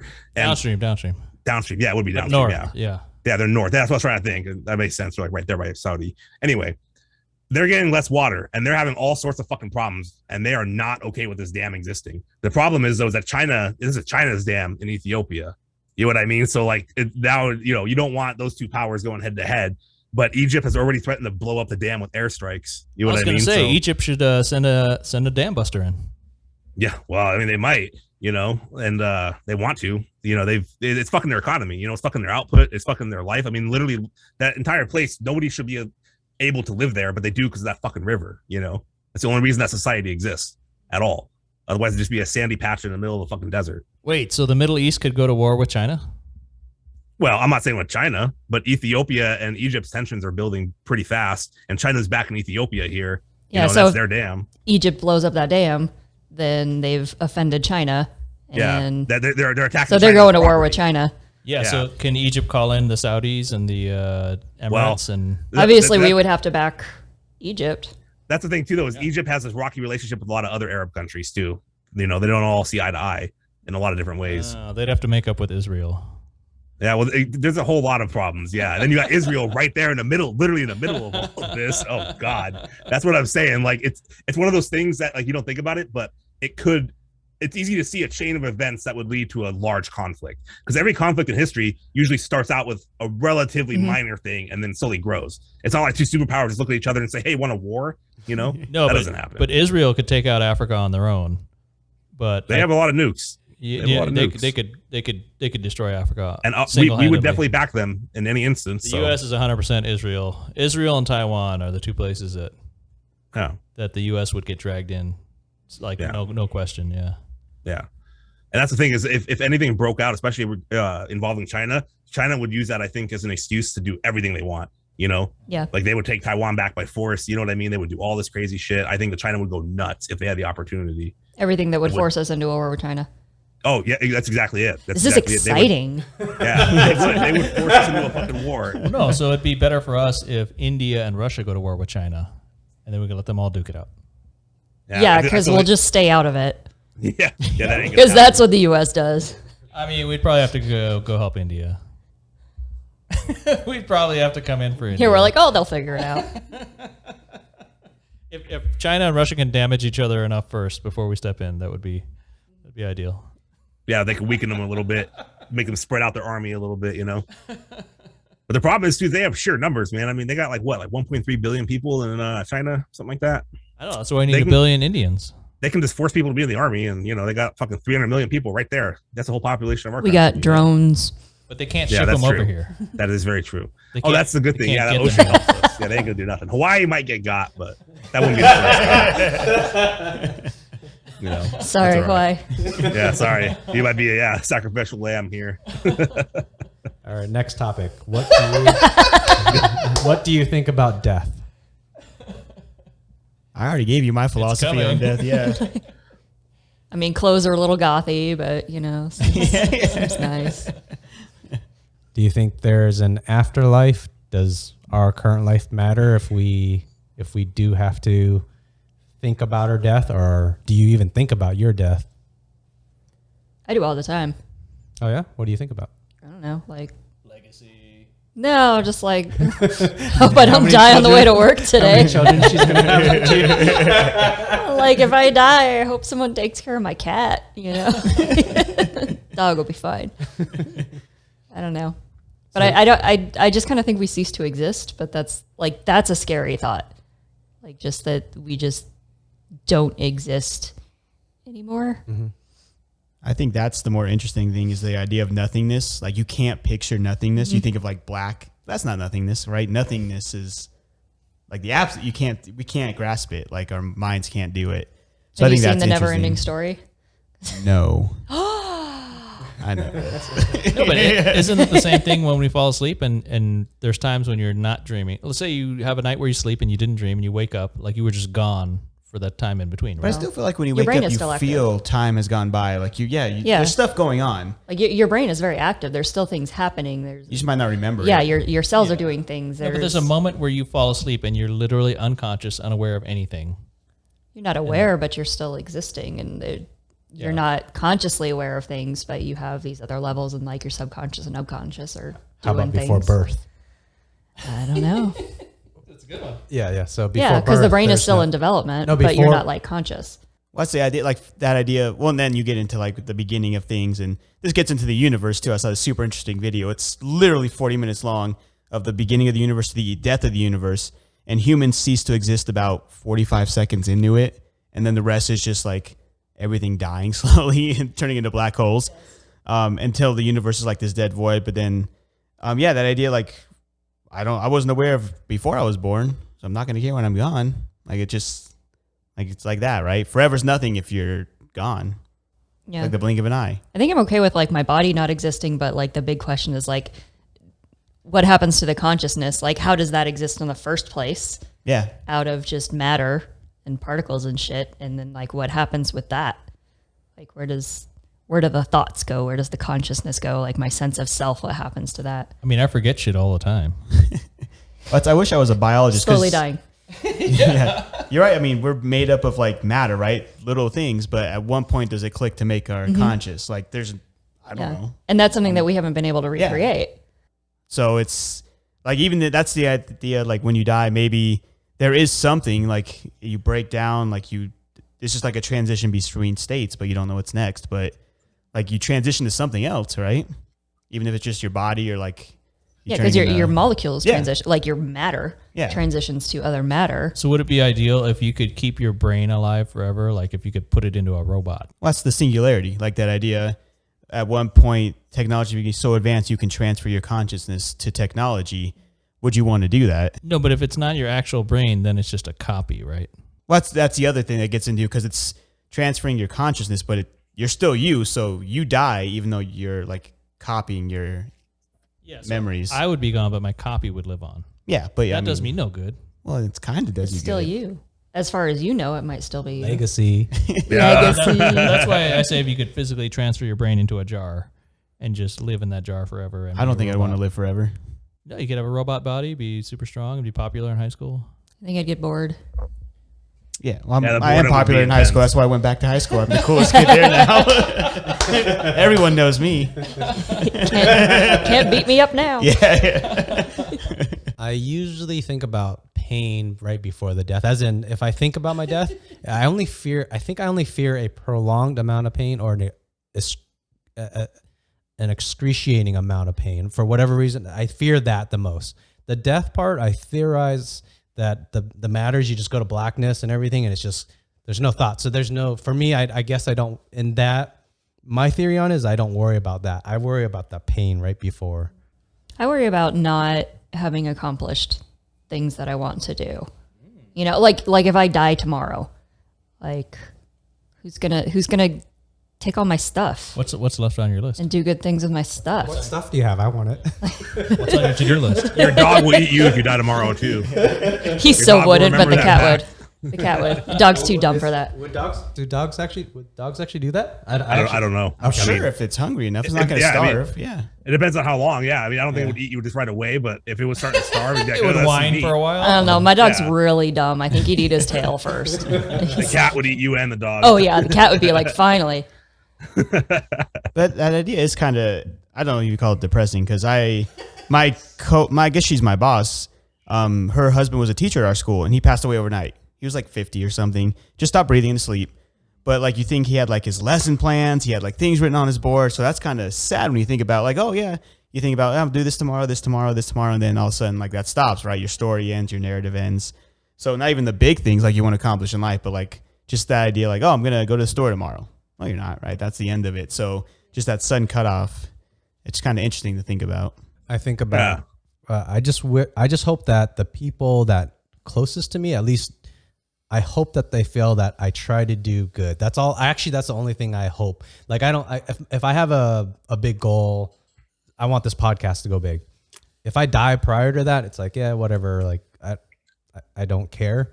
But if my close ones around me somehow think, oh, Liem was a fucking asshole every day, like, yeah, I wouldn't. I think the only thing that I wouldn't want. Maybe that's a legacy, but it's more of a.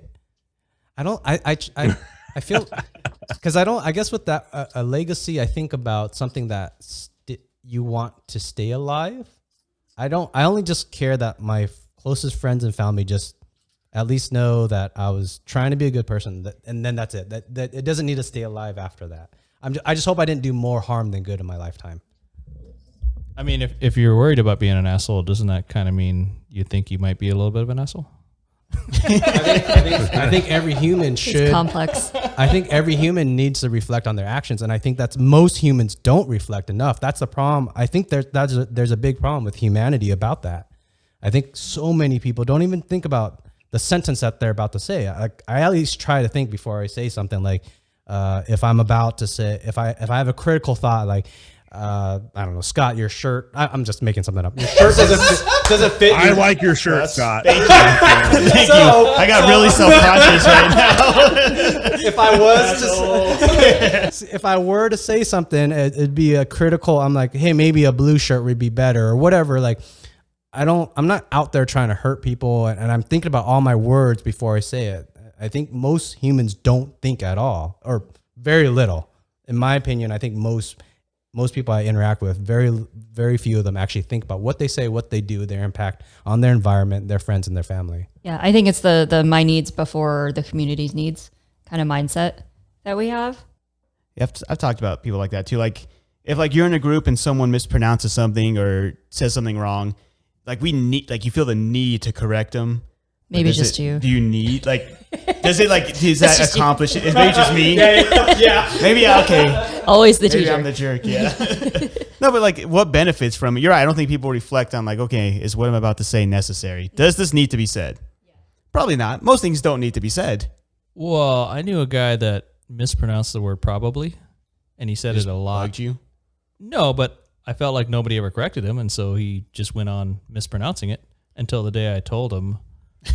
and then he still went back to mispronouncing it. But then I go, hey, you know what? I tried. I told the guy, because it's kind of like if you got toilet paper hanging out of the back of your underwear, you want somebody to tell you, right? So I think if you're unaware of your mispronunciation, to helpfully want to, it's not, hey, I'm right, you're wrong. It's like, obviously you probably want to pronounce probably correctly, right? Yeah, I'm talking more like it was just like an error. Like the word, but like people need to point it out. Like, oh, you mispronounced it. Like, I don't know the word. Like that case, you should probably help them out. Like if they say it consistently. Like if they say coupon instead of coupon, I think that, but I think if you carefully deconstruct the sentence I said, if I'm going to criticize Scott on his shirt, it was to say that something would fit better with him, to better him later. It wasn't, I think that conversation, pointing something out to someone, if they made one mistake at one time, it's not a big deal. But if they constantly make a mistake, then you might be helping them. But in your wording, it will be probably important for you to just, in my opinion, if you notice that person is a sensitive person or they get upset easily, then it might help to just start your sentence with, hey, I just wanted to point this out and figure it's just two of us, so it's not in a crowd. And I notice you say the word probably. It might, be better if you say it this way, but it's a constructive way. It's probably. I think it's like the meaning behind, the message. Like, are you correcting this person for a power move? Yeah. Because you're a better person than them, or are you like, hey, let me help you out with this because this is a thing and this might be an issue and you might not know. And people that don't think about their words often, they may somehow think it's not a power move, but they don't realize that their own ego wants it, but they have no idea that they're trying to tell somebody, hey, say this word this wrong way so that they feel better, if that makes sense. Yeah. So many people just want to be right or make a point, but they don't realize that they just want to make that point to make them feel right. Yeah. Well, I think on the flip side too, that's saying something like that should also depend on how well you know the person and knowing their personality type. Because like I know some people that would fly off the handle just because like they would feel like it was a power move even if it wasn't. And I know other people who would be like, oh yeah, thanks, I didn't know that, and then just move on and keep going. No, but like I can't go around sensitive to everybody's possibly irrational sensitivity towards proper English.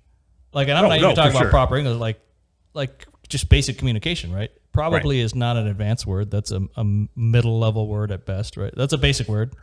Would you learn the word probably in second year English, right? So that's if you're in the U.S. speaking English and you're having trouble pronouncing a word like probably, if I tell you the right, Yeah, if I tell you the right way to say it, and it's not, it's like you're saying it so wrong that it's hard for people to understand. How do you say that word wrong? I'm just curious. I'm trying to think about If I say how it, you the would say dude's it gonna wrong. know exactly who I'm talking about. He probably knows already. What? So- No, I have never heard anybody say it like that. Yeah, he's from another country, so his English is really good, except for that one word.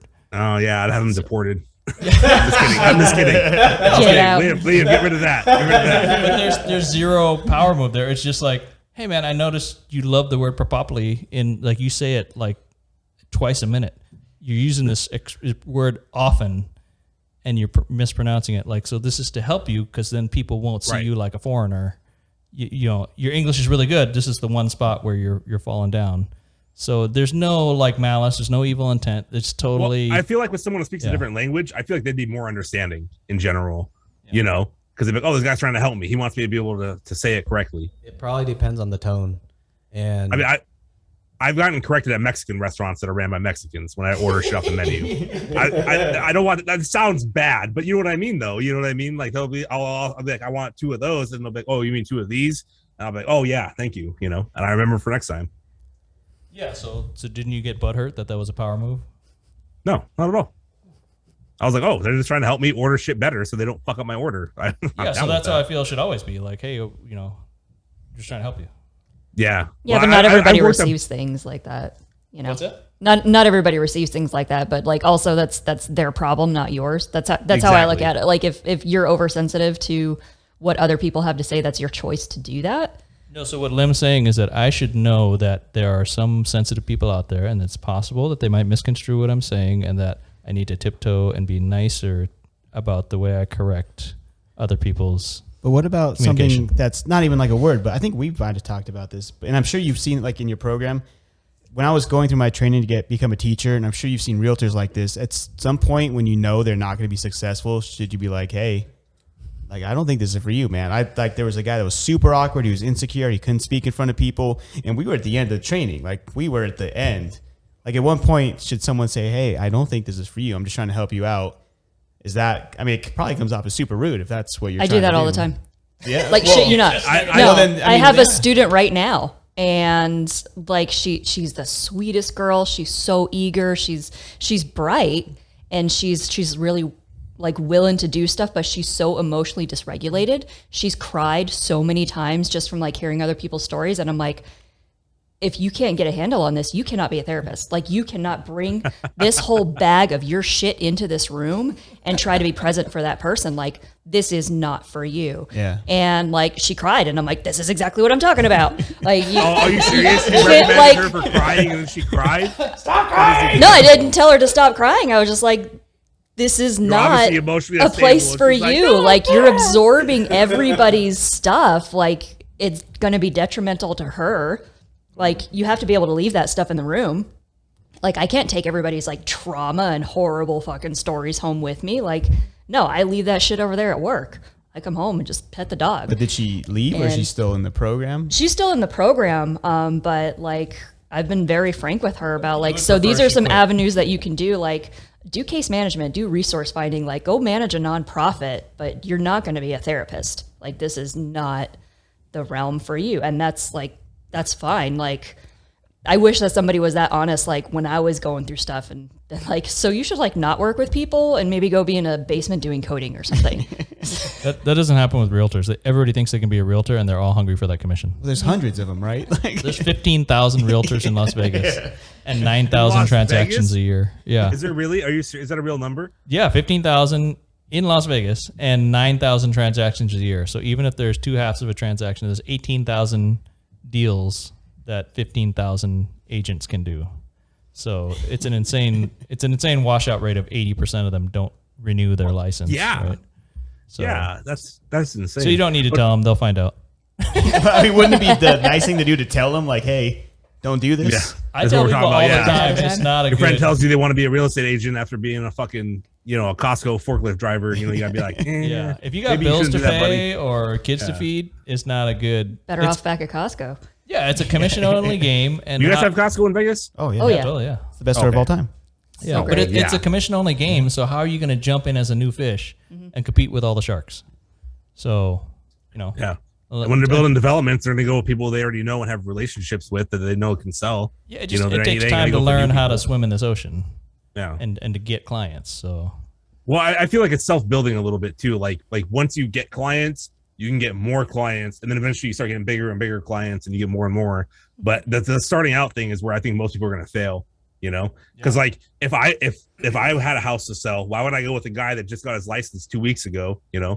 Versus somebody that sold multiple fucking dozens of properties or whatever. Or if I'm building a development, why would I go with a firm that, just popped up as an LLC yesterday versus somebody that sells developments? Because it's your uncle and you have to use your uncle as your realtor. Like you're going to see him on Thanksgiving.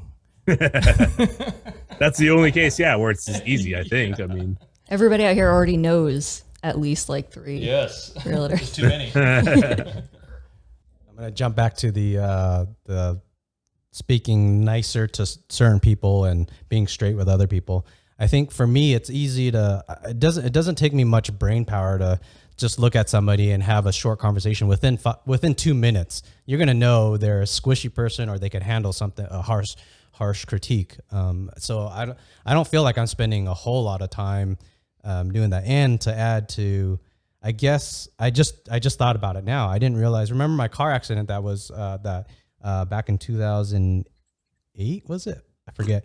So I was in a car accident. The car flipped upside down. I was going 80 on a freeway fast lane, and the back suspension broke. It shot off on the freeway and then hit an embankment and flipped upside down. And actually, my life flashed before my eyes, literally. In midair, there's a couple things that happened. I thought, how am I going to survive this? Maybe I might not. And then I said, those drunk people always survive car accidents. Maybe if I pretend to, or I try to act like a, let go limp. Yeah. So then the next train of thought was, when this car lands and hits the ground, it's going to probably be pretty heavy. Maybe I should close my eyes because I'm going to react if I see whatever happens. Yep. So then I closed my eyes. And then I think it was right after that. I was like, man, I wish I was just a little bit nicer to everybody. That was actually the exact words. And now I didn't realize what I'm saying earlier. And then that situation. So I just, maybe it's my life that I feel that's so important just to be a little bit nicer to everybody. Well, and if you had a history also, like you were a bully kind of in high school and that's something that's stuck with you, then that's like you're kind of compensating for that or, trying to make amends for that. Yeah, totally. To a certain degree. And also you've been in some gnarly car accidents, dude. Yeah. Yeah, learn to drive, Asian. Yeah. It's fucking crazy. Like that one was the back suspension broke, so I don't think there's anything I can do. The other one was totally not your fault. Yeah, somebody, it was an Asian guy, unfortunately. He ran a yellow light, hit me when I was going through a green light, so not my fault, but that one broke my ankle. And then the other one I walked out with just a scratch. Actually, this scratch right here, I still remember. The one with the car flipping upside down was just this tiny scratch here. What the fuck? Right? Yeah. We got Unbreakable over here. I got when the car stopped. It hit the ground and then it slid. And when it fully stopped, I got out of the car. I remember patting myself like, "Holy fuck, what the fuck?" I think I felt there's one pain on my neck, but it ended up not being anything. And then I saw the cut on my hand. That was it. I was like, "What the fuck?" I woke up today and got a bruise. Just like I exist and I had a bruise on my leg the other day, and I was like, "But I didn't even do anything." Yeah, like how did this? You guys need more iron in your diet. Yeah, maybe. Yeah. No, red meat. Serious. Yeah, I gotta lay off the red meat. Or do I have to kill it myself? Yeah. Do crickets have iron? Protein? Probably, dude. For the cricket's apparently the most viable bug to make into shit. Okay. Also, I don't know if you guys know this, and this is really gross, but there's like companies, I forget what there's like the biggest ones like gross, like ADE or something like that. But anyway, they have ginormous facilities, unbelievably massive, dedicated to growing all sorts of like little grub worms. And that's like the new animal feed because it's actually cheaper than corn somehow. Well, and it's like the corn probably is more subsidized, sustainable. yeah. And it is more sustainable. Yeah, it is. It takes up way less space, relative to cornfields, way less time because you can grow these things in like 3 days from the eggs. But then what do you got to feed the grub worms? I don't know. That's for them to figure out. Other grub worms? This is no. I'm like at some point. No, honestly, they give them like you know how like fish food is like concentrated like little pellets of everything the fish needs to not die. They do shit like that for the little grub worms. Yeah, what I'm saying is like you could keep going down the line. Like now you got to find food for the food. Yeah, that's not hard though. They come up with some synthetic bullshit that does a job and they call it a day. Styrofoam. Yeah, pretty much, dude. I mean, And then at the end of the day, that's essentially what we're eating. yeah. If you got a chemical engineering degree, you want to move to the fucking Midwest and go fucking work for these agriculture companies because they're heavily invested in exactly that question. You know, what are we going to feed them? How do we make this cheap? You know. I feel like I was a introverted, quiet kid, and I was always super nice to everybody. And I still feel like I'm pretty nice to everybody. And then, I mean, you guys could tell me if you don't think I'm nice, but I feel like there's also this sensitivity thing in the world, in the U.S. Like I don't want people to be hypersensitive, so I'm purposefully nice to everybody up to a point. Like I won't. There's a point where it's like, hey, we just got to fucking tell it like it is.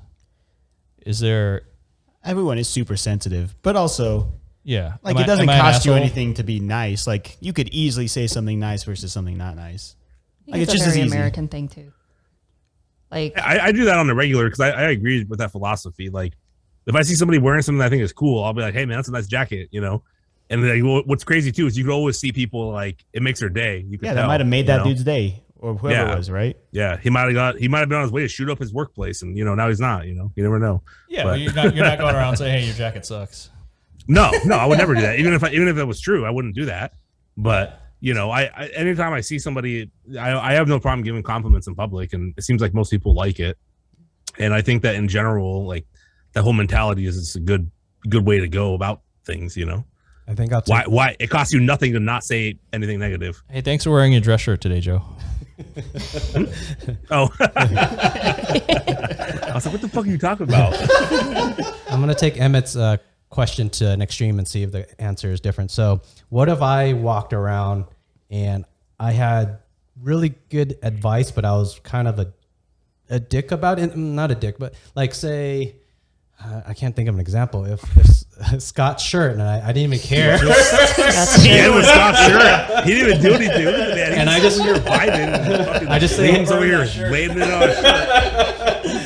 He walks in and I'm just like, hey, you should wear a blue shirt instead, man. That brown shirt doesn't fit. Or if I hear a story, Renee's talking about her finances, and I'm just gonna make something up, and I just say, hey, you probably shouldn't spend that much on your car. That was a stupid move. What if the advice is still? totally was.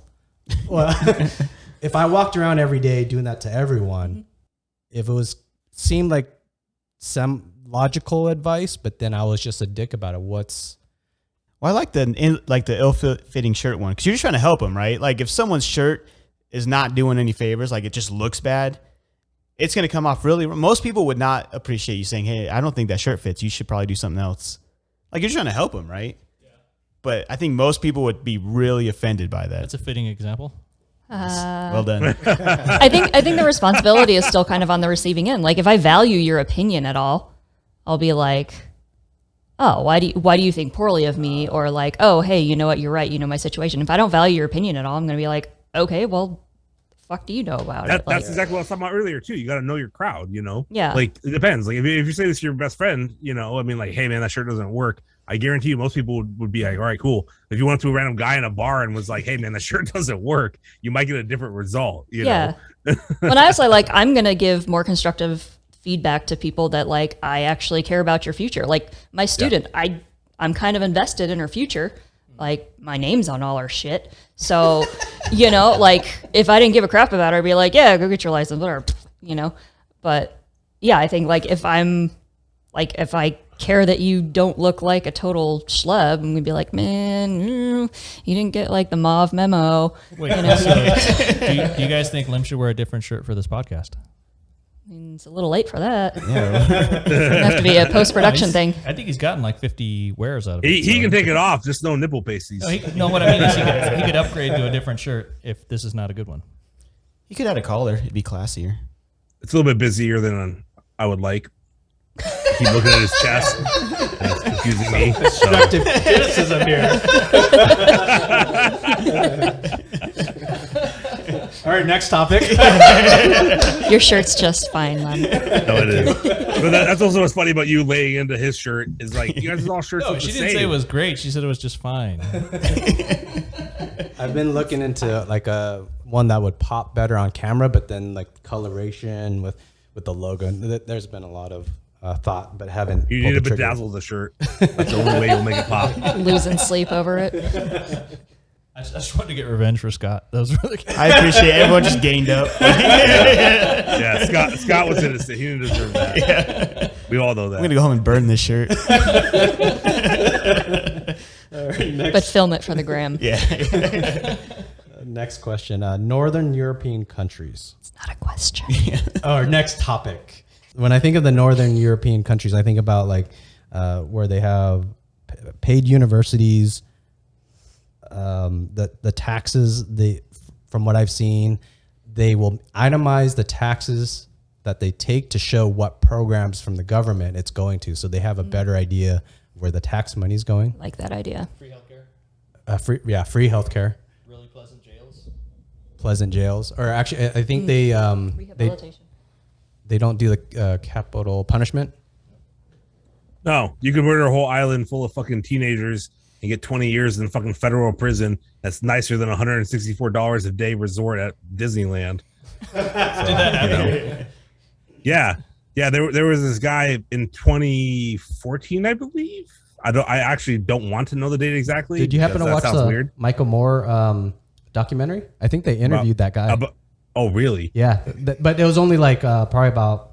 No, I'm sorry. So they interviewed the father. I'm sorry. They interviewed a different inmate. Sorry, I mixed it up. No, that's right. But he killed like 130 people that day. He went to this island where there was like what would be the equivalent of like a liberal camp. You know what I mean? Like a summer camp. And he went there on a boat dressed as a police officer and just executed everyone on the island. And like because he was in a police uniform, he was able to lure out people that were hiding. You know what I mean? So like it was just super heinous. Yeah. Oh. I mean it was for his plan. You're right. The effectiveness and all that, the logistics, great job. Sure. Bravo. Super effective. To be honest, you know what I mean? Like think about that. In one sitting, be able to kill 100 people, that's almost impossible without a bomb, Was that was that like a Boy Scout camp? Essentially. Yeah, I think I heard something about that. Most of his victims were under 18. The vast majority of his victims were like 14 to 17 or some shit like that. Hey, Renee, does he get a clinical And he only got 20 diagnosis? years. Oh, he sounds like a psychopath. Yeah, he was like super legit. right wing. So Michael Moore interviewed the father of one of the boys that died. It's interesting from an American perspective. When I sat there and watched it, I'm thinking like, holy fuck, this father better be talking about revenge and killing that killer. That's my initial thought. Then as the interview went on, the father is like saying, I understand this country, we value life, and we have to, the law says that killer goes to jail but isn't sentenced to life, and we have to give them a second chance to be rehabilitated. If you have the capital punishment, then you do not actually value life. I thought it was a really interesting way for him to, you could see the pain when he's getting interviewed. You see the pain on this father's face. So I thought that was interesting that by saying that we do not, by the country saying that they don't practice capital punishment is to value life. I thought that was an interesting take. Because as long as you start taking life, then you don't value it. Yeah, there is some hypocrisy in that. I agree, but like especially I think the American mindset is like the vengeance is more important. Right. That. So if a fake cop came and killed me, would you guys want to avenge my death, or would you want to rehabilitate this mentally disturbed fake cop? Well, we were going to eat you first anyway. So. Yeah, it depends on what cuts he gives me. Yeah. I think I'm butt cheek. Yeah, I want the butt cheeks and thighs. I see you walk around. Anyway. It's the dark meat. I think being born in America, raised here, I think my initial thought is revenge, that he should be killed. Mm-hmm. If given the chance for rehabilitation, if someone were to talk, I think earlier in my life, I was for capital punishment. Later in my life now, I actually am against it mentally. So yeah, well, I think that we pretend that capital punishment is about, vengeance for the family and closure, and like in having discussions with like families of people that have been, heinously murdered and that have either gone to the execution or just like witnessed it, like it doesn't, more often than not, it doesn't bring the closure and the healing that they think it's going to. It's just like, well, now we've. But I think what happens is our justice system is actually here to keep us from descending into Hatfields and McCoys. Because if Liem wants to go out and avenge my death, then is his dad going to go after Liem? Right? So it takes the punishment out of the individual's hands to the society. But I guess the difference is we see it as punitive as opposed to rehabilitative. So is rehabilitative the way to go? Or does America need more of that? Or is it just Americans are just fucking, there's no way? Isn't that this might be a side conversation. Isn't that the idea behind like defund the police? Like, you don't get rid of the police, they're for violent crimes, but you focus more on the mental health, like rehabilitation. It's not meant to just everyone's got a problem, put them away in jail. No, it's meant reallocate the money. Yeah, reallocate That's money. what it should be called. Because we have cops trying to solve mental problems and they don't know what they're doing. Oh, yeah, that's not their job. Reallocate the police. That would be a lot more. That would, because people say defund the police, and everyone freaks funding. out. Like, they don't know what that means. Yeah, it sounds too extremist. I mean, I understand the intent, and I actually support it, but the way that it's phrased is stupid. I need the SWAT team to show up if there's a fake cop trying to kill me. Yeah, exactly. No, dude, no. I don't trust the police at all, so. There's definitely something to be said for like the concept of the rehabilitation, though. There was, I don't know where it is, some Scandinavian or Western European country where they had this like huge drug problem. This is more up my alley than like murder. I guess drugs, and everything was illegal, and just like everybody was high, and having all these issues, and as one do when one is on drugs. And what they did is they actually made everything legal, and instead of focusing on treating the drug issue, they were like, why are these people struggling with, why are they turning to drugs in the first place? And it's because like their lives are unfulfilling. They don't have a sense of community. They don't have a sense of purpose. And when they actually met those basic needs of like, do you have a roof over your head? Do you have access to food and healthcare and a sense of community and a sense of purpose? People didn't have the need for drugs. So even though everything is legal and you could just go there and get whatever heroin and crack smack shit you want, people don't feel the need to be using. Don't they have those in San Francisco? Yeah. Like, I thought they were trialing that where like there's you go legally do drugs, but the thing is you have like professionals there that show you how much they have like to needle do. exchange and stuff like So that. drugs are straight up legal in Oregon. There's always Oregon. Like literally, it's not a criminal offense. Yeah. You can But cop and it's any not amount of just drugs the under, like, an legality ounce, of it. It's because like you go to Portland and there's still huge issues there Oh, pfft. in Portland. Like go downtown and not smell like pee. Yeah, no, you can't do that. That's a challenge you won't. Yeah. Don't take that bet. Yeah. So like, that and bet. those You'll get programs peed are, yeah, you will. My territory now. Like those programs are like well intentioned, but if you don't have all the wraparound resources too, like these people are still homeless. They still feel the need to be using. So yeah, they're not like getting AIDS. Cool. But they're still like living this life. And because we have this punitive mindset, we don't want to like actually do something that would help. We don't want to just like provide housing rent free for a while. Yeah, on that Michael Moore documentary, he interviews, I think he's a manager in the program that helps, I think, with drug addicts coming in to get rehabilitated, whatnot. So they give the free drugs, and it's not, and in Portugal, it's decriminalized for 20 or 30 years now. And Maybe it was Portugal that I'm thinking of. And he said that you need all the things that you're talking about. You need to have the health care system that will help rehabilitate. You can't just decriminalize and that's it. But after 20 or 30 years, I think the metric was 30% drug use went down. Mm-hmm. So by decriminalizing and having those programs, it went down. Yeah, because it's the people have the need to do it. Of the problem though. If I remember, I think it was 30% down. What do we do with the rest? Keep trucking, keep trying. I don't know. I would imagine at least for the 70. So Mr. Positive. I would imagine for the 70%, it's probably at least a better scenario. You're not just throwing people in jail. You're not having cops beat them up. It's probably a better situation. Well, you made me think of this. I don't know how Portland is. I just went to Seattle, and the homeless issue there is crazy. There are so many homeless in Seattle. There's like tents everywhere, but it's not just, I don't think it's poverty, it's mental illness. They are legit. I was telling my friend the story. I was walking to get coffee at like 6 a.m. I just hear this like random like barbarian scream. Like, all right, I guess I'll just keep going. And I keep walking. I hear it again a few minutes later. I keep walking. I see this guy come around the corner. He's just in the middle of the street, just screaming. And that didn't happen just once. I saw a few like examples of people just not aware. So it's obviously there's an issue with like mental health that's not being addressed and like drug problems and things like that. Well, so we've established that the human brain is complex and not well adapted to modern life. Okay. So mental illness, isn't there basically some defect rate on people? Like your brain's out of whack, right? There's something fucked up in your brain that you can't. Well, every brain is different, and I think it would just come down to where you draw the thresholds at. You know what I mean? Like yeah. I keep all the boxes for my electronics, but I'm not like one of those guys you see on Hoarder, where I can't navigate to my own home. Do you have like boxes from like 1989?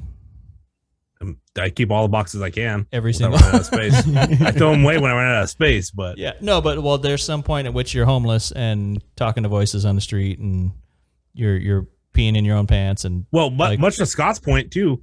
I honestly don't believe that there's any realistic solution to the homeless problem, especially because what I see in Portland, and I'm sure it's probably exactly the same as Seattle.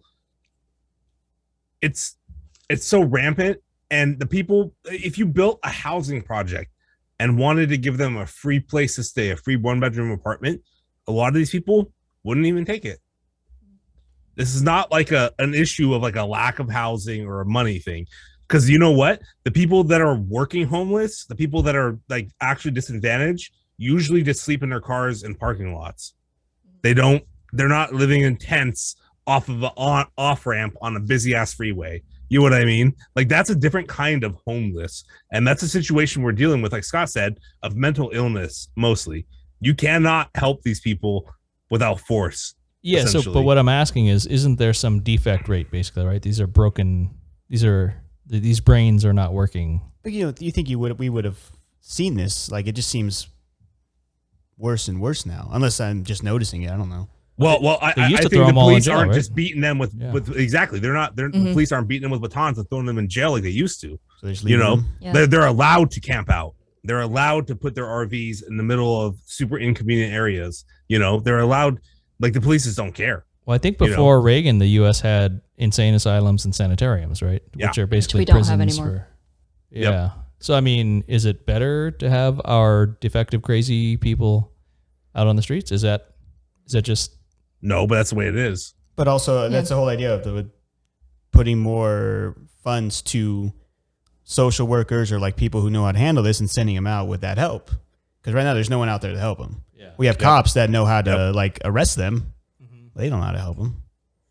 Yeah. So what does Denmark do with all their defective, crazy people? They freeze to death every winter. It's not a problem. Just Portland isn't cold enough yet. It seems like there's this increased sense of entitlement too with a lot of these populations. Is they know that these programs exist. They know, I'm going to get food. I'm going to go here and get, shower or whatever. And it becomes the expectation and it becomes part of the lifestyle too. Yep. And like, that's at least from what I've seen the last few times I've been to Portland is like, no, this is my street. Like, you here, person shopping here or trying to patronize this business, like, fuck off. This is my street. I peed here. I own it. Oh, so you've been here. You. Oh, I know. Yeah. Okay. I've been there. I don't want to go too crazy or anything. But it's like I want to make sure that you understand that. Yeah, it's absolutely out of control. No, it is, and it's got so much worse over like the last decade. It's like last time I was there, that was a decade ago. There was like a city worker. I was there, I don't know, a few years ago. And like this city worker's job was to go and wash the pee off the walls of the buildings. And it was like, this used to be such a beautiful city, like such a cool city. But because there were so many, it became a mecca. There were so many like programs to help people that people like migrated there. Yep. Oh, so what if we just make a fake city that we dump all the crazy people in? They can pee on all the walls. We'll ship in food. That's California City. There you go. No, China's got empty cities, right? We could build an empty city and then just put all our homeless people in there. Can't get them over there on boats, man. They don't want Americans. Well, I mean, yeah, we could build our own over like near Tucson or something. Why Fair Tucson? enough. You don't want them freezing to death. It gets cold. Or you want to do it in Montana and see what happens? I mean, that might be better. They have bigger sky out there. Yeah, I don't think any of this shit is new, and I don't think that. No, this is a new idea. A new empty city. And if you don't want Barry screaming barbarian and pissing on the walls, you give him a bus ticket to empty city, and then he can go be. You can fight his turf wars with other crazy people. I think we are always going to have that percentage of the population. Like there are just defected people. There just are. And we used to have institutions and they were, inhumane. So now we have what is probably less humane, which is they're on the streets or they go to jail or. Yep, that's you it. know. Streets or jail. Yeah. That's it. That's. Yeah, that's it. Those Or are their hospitals. options. Hospitals. Hospitals occasionally, yeah. Yeah. Like it's the psychiatric hospitals are just the saddest places ever. Because they're all temporary, so people basically come in for a few days and then get kicked back out to the streets and then go to another psychiatric hospital, and that's like their life. Yeah, we could even horrible. sacrifice Portland and send everybody to Portland and build a big I was wall gonna around say if it. we're already close. It's to already that, there. Yeah. I don't live in Portland, so I'm not worried about that. Yeah, I live in a suburb. I just don't say it because it doesn't make sense because I'm not. Yeah, in but if Portland. anybody wants to go in and You help can do them, that. you I'll can go let in, them. right? You can go in past the walls and help them, and then No, you clean fuck up all that. the And other there's cities, walls right? around it now. Dude, that's Yeah, Zombie you don't want them land. getting out. No, well, I mean, and you know what? Oregon fucking rakes in hella tax money. They don't do jack shit to fix anything. But look, I mean, it sounds fucking terrible, but look at it logically, right? These are people you can't fix, change, help. You can't do anything about them. They're not fitting into the society. They're not part of the machine. They're not paying taxes. They're not helping anybody. They're not contributing in any way, shape, or form. Well, they're a public nuisance. So you're saying, hey, you don't fit into the system. We need to put you to this place where you can do what you want to do. And it doesn't have to be an inhumane place. It can be just as nice as the streets of Portland with free food, right? But the thing is, can they not be helped, or is it like they're too far gone? I think it's a very small portion of the population that actually cannot be helped. Like So I feel like if a lot of these could, people yeah. can, and it's just this is an easier existence for a lot of people. Like Yep. half the people I work with are Burn out. chronically homeless, and we've given them housing options. We've given them transportation. Some of them we've helped them get jobs that they don't get taxed on their wages. But it's just that's work. It's hard. It's an adjustment. And why do that when I can just do this and I'm just happy as a clam living in my own shit? Like whatever. Doesn't matter. I'm high half the time anyway. Yeah, one of Yep. the tents I saw in Seattle was like solid. It was nicer than my place. It was Yeah. like had a garden outside.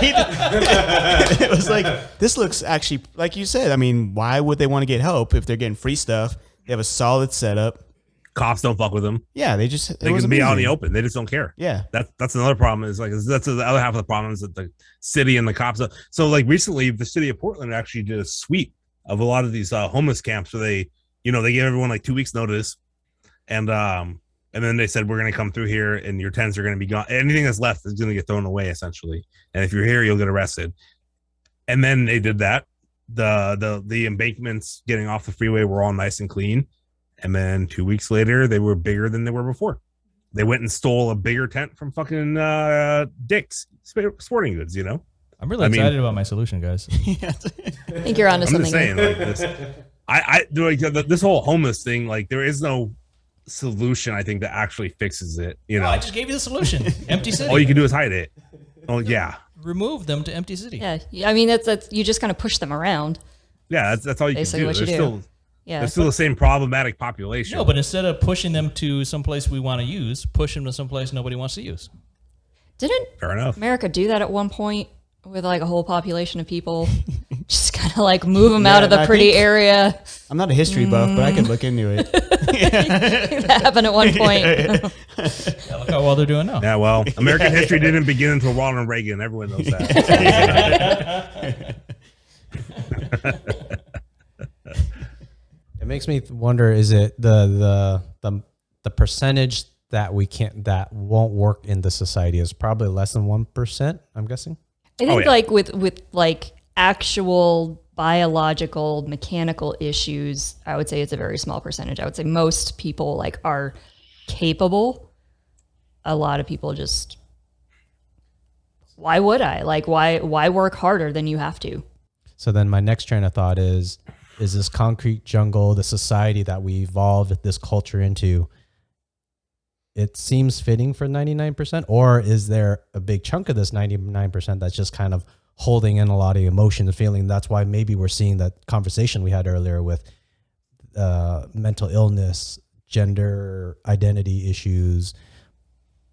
I for just me personally, like my opinion and what I see, I just see a lot of entitlement. You know, like why would I work harder for something than I have to?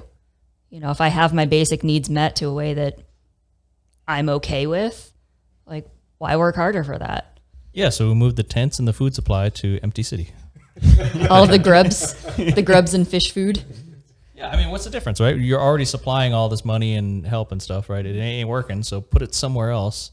And if you want to do that, put it in one of the mining towns with the underground mine that's still burning after 100 years. Yeah. Still there. no. Problem See, you're solved. being mean now. I'm being serious about the sanitarium. No, that's all land though. I About mean, the if you Cuckoo deal with a little bit of Reservation. smoke. Sure, there's abandoned cities somewhere. Already set up. California City. That has There a whole you go. road layout, just no buildings. You guys ever heard of California City? There was No. some rich dude. He tried to build a city in the middle of the fucking desert, Yeah. and like, he pre-sold homes and then like ran with the money or some shit. And then there's just a bunch of streets.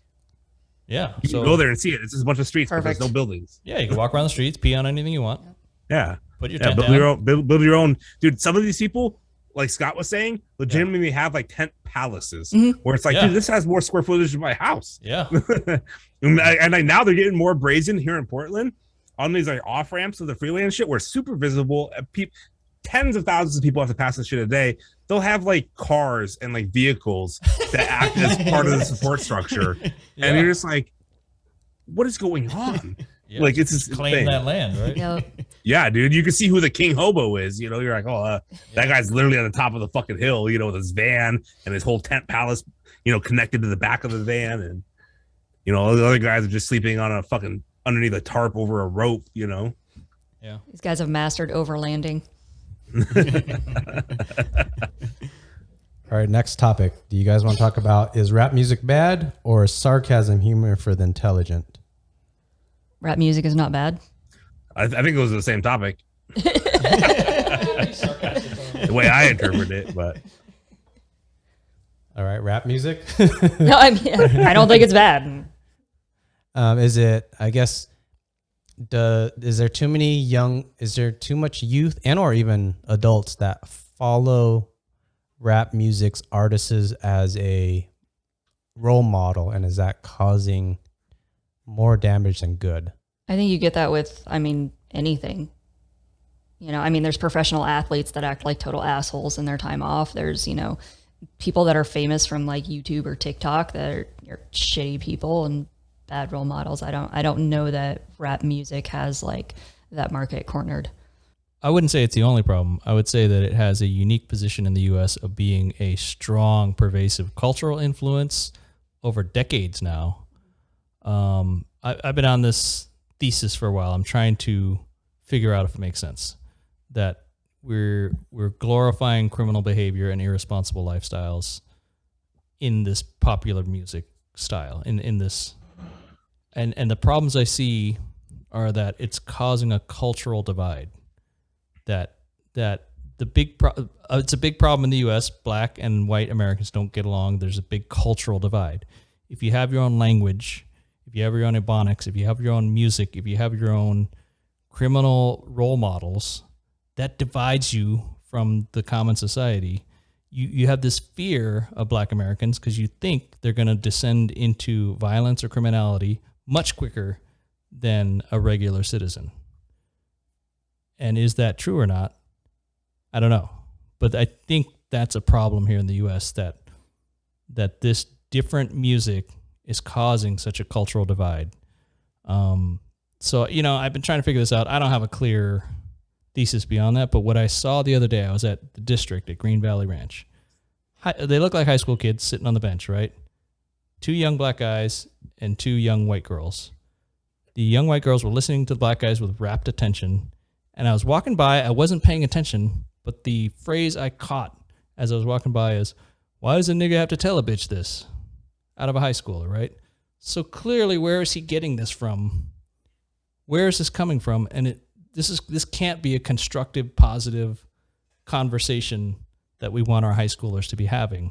And this isn't a posh, like nice, there's a Lululemon store across from this bench. So this is not that I'm saying what should be, that it should be fancy or white or it should be rich. What I'm saying is there this destructive influence coming from this entertainment is my concern. Does it glorify criminal behavior? Does it cause a cultural schism in our American society? Because I want the best for everybody. I want everybody to participate. I want everybody to have chances at education and success and happiness, right? I think there's destructive messages for most entertainment. I agree with you. I mean, but I also feel like we see the vocal minority in a lot of like media and like news stories and stuff like that. I mean, I agree. We talked about this on my podcast. I don't think there's a benefit of some of these songs like objectifying women or talking about drugs, but we see it in reality TV. We see it in movies. We had a president that caused a lot of like problems. Yeah. So, I mean, again, we see it in all entertainment. It's not just specific to one race. I mean, I don't know why I'm probably going to mess up the transition for this, but you mentioned that. And then I also think like, well, there's some like white young men who what's his name? Kyle Rittenhouse, the dude who like charged with the rifle and like, he was like, became a hero. But then like he had a rifle and the police. What did he do? I'm trying to remember what he did. I don't think he killed anyone. So, yeah, no, he did. Did he kill someone? Like, I I can't hate remember. that I know so much about shit like this. Yeah. So, but he actually killed 2 people Okay. and severely disabled a third. I'm not going to get into the circumstances of it just because for the sake of the podcast, you don't want the trolls coming out. Isn't it a public event though? Yeah. Okay. So he illegally obtained a firearm from a straw man purchase, traveled across state lines as a minor, went to a riot, and he wound up defending himself. The court case is going on, so got to use the quotes, defending himself against one guy. The crowd started chasing him down because, he shot a dude in the fucking head with his AR-15 or whatever. And then he wound up another guy. Well, this other guy was an idiot. So one guy came up to him, like Kyle Rittenhouse wound up falling. Other guy came up, smacked him with a skateboard. He wound up fucking shooting the guy in the chest. Dude went down. He wound up perishing, unfortunately. And then somebody else pretended to like surrender. Then he pulled out a fucking handgun and he got most of his bicep blown off.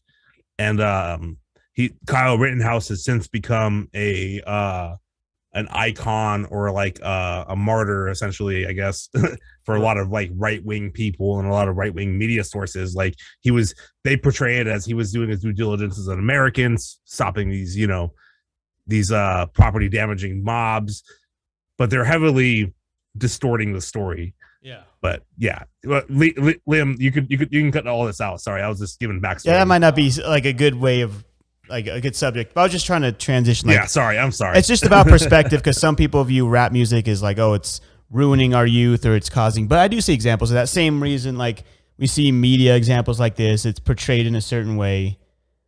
Yeah. I lost my train. I was trying to connect that. But the reason I wonder if it's such a divisive influence is because prior to gangster rap, prior to NWA, prior to the 80s, black music was happy, fine. You had Al Jarreau, you had Lionel Richie.